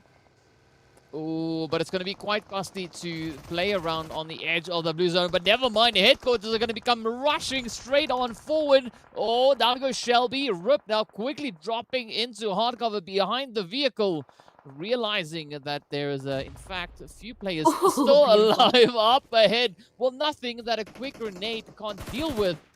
But now, will HQ be able to get themselves out of this one? You can see 963 Egypt. Nosa now just trying to lay down some defensive fire there. But of course, those grenades are going to be dealing quite a bit of damage to the remaining teammates as Messi goes right on back. Welly now up ahead, but the shots coming in from the side as the Falcons come swooping in. In fact, Clear Vision having a perfect line of sight right on towards them, picking up the elims. And at this point, it looks like up in that north side, that's where the next point of difficulty is going to be. 30 teams kind of on top of each other, the zone far away. I mean, the southern side of this new zone is also going to be a little bit spicy, but people are a little bit more spread out, so it's okay for now. I mean, Falcons probably more focused on themselves and seeing if anybody else from the zone is going to be coming out closer. Meanwhile, I mean, Team Ultimate, they're trying to make a move through Ra'ad, and right below them is yet another team trying to hold them out. So this northern side is definitely the next side where a team is going to be taken out, but we don't know who. Oh, yeah, we definitely don't know who, but of course, Clear Vision, Ra'ad, and the Ultimate will answer that question for us momentarily. As we can see, the players there, they're from HQ just a little bit further down towards that southern side, holding their angle, but up comes the rotation in from Clear Vision. Oliver now getting picked off as the shots continue to fly.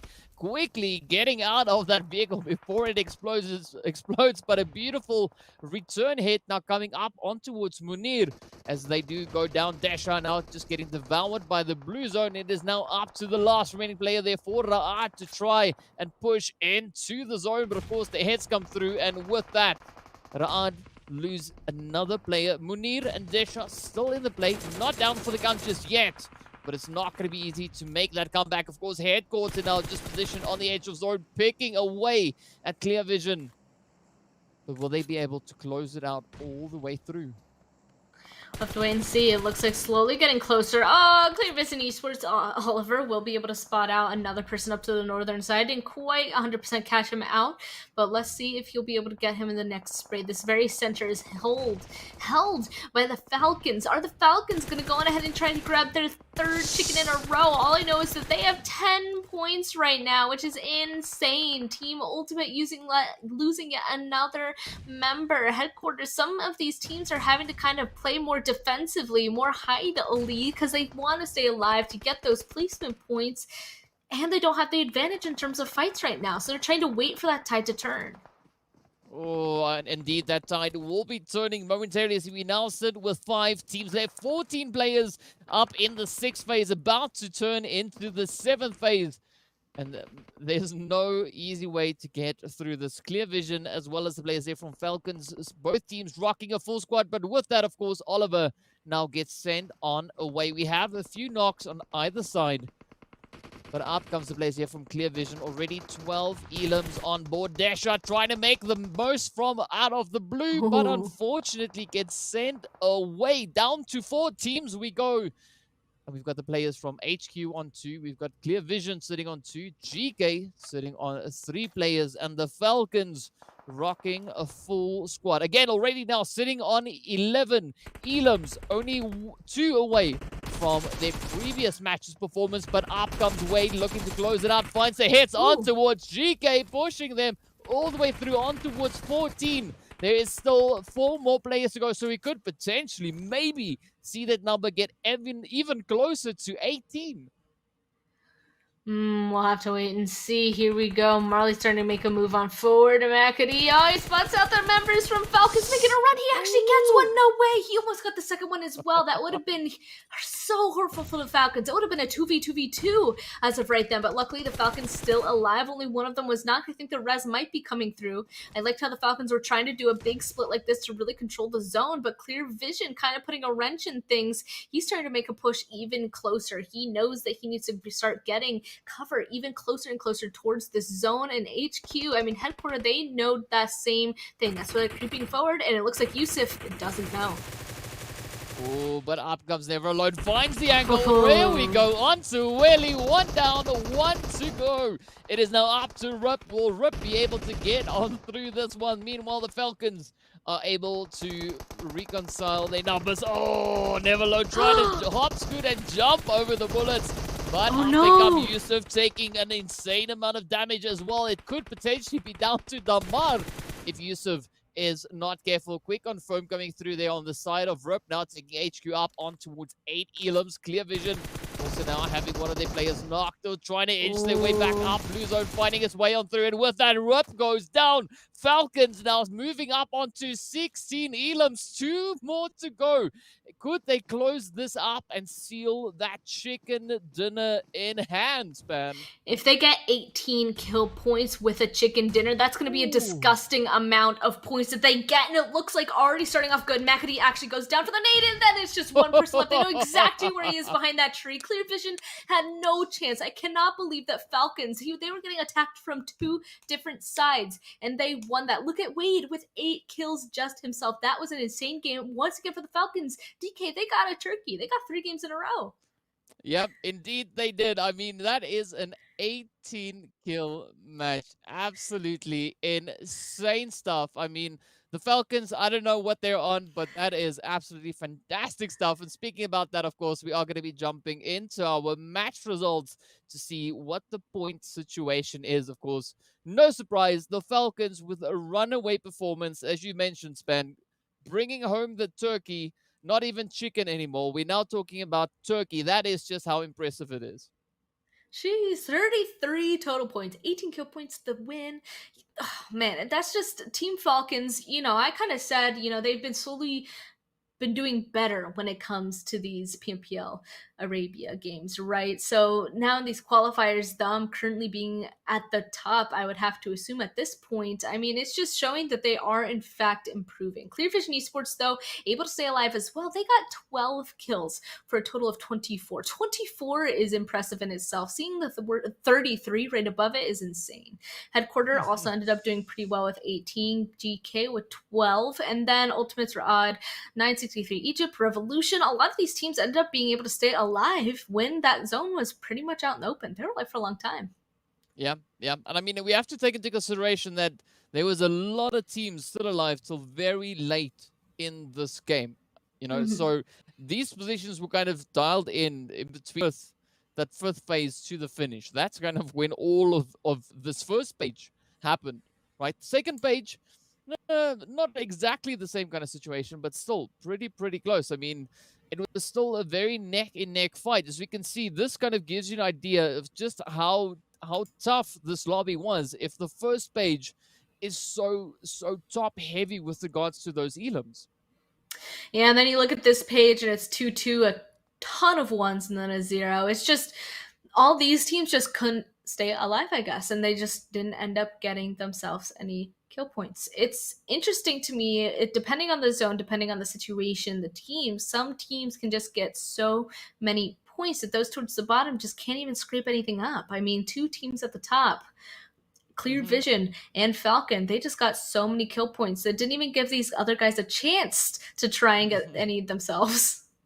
Yep, definitely. It was an absolutely amazing match to watch and to witness the performances of these teams. But I definitely think HQ headquarters, that's another team to keep an eye on. All right. So I mean, they finished off with 8 elims to their name, and they still finished with relatively decent placement points. I mean, I think they made it all the way up into that 3rd position. So I definitely think those are going to be teams to be watching. But of course, speaking about teams to watch, we are going to be having a look at our overall standings to see where these teams are after all 5 matches today. No surprise to see the Falcons up ahead, but wow, Span, they are leading by 40 points.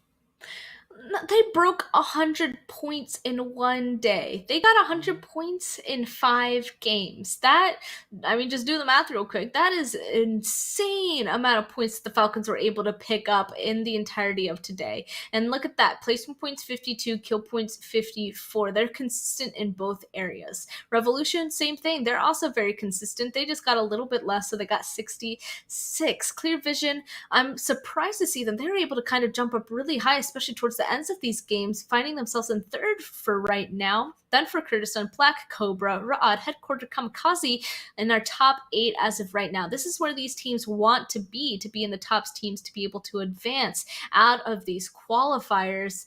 And this looks a little different from the very first match that we are kind of expecting. There's some teams in here that decided to kind of jump up here after figuring it out.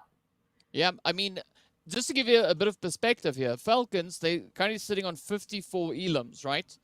45 of those were brought in just the last 3 maps, right? Because that was 14, 13, and 18. That is 45 elims of 3 games, right? That is more than Revolution brought in the entirety of their 5 matches here today. So, I mean, definitely Falcons, they're onto something. I don't know what, but it is very, very impressive to watch. We also got to commend the players there from Black Cobras holding on to 5th place with only 8 elims and 33 placement points coming in alongside there. But now as we turn to the 2nd page, this is where it's a little bit of a different story. We still see some pretty decent elims on this side. I mean, the Ultimates sitting on 20. We've got the players there from Stalwart sitting on 13. And then, of course, GEEKAY and 1 million on 12 apiece.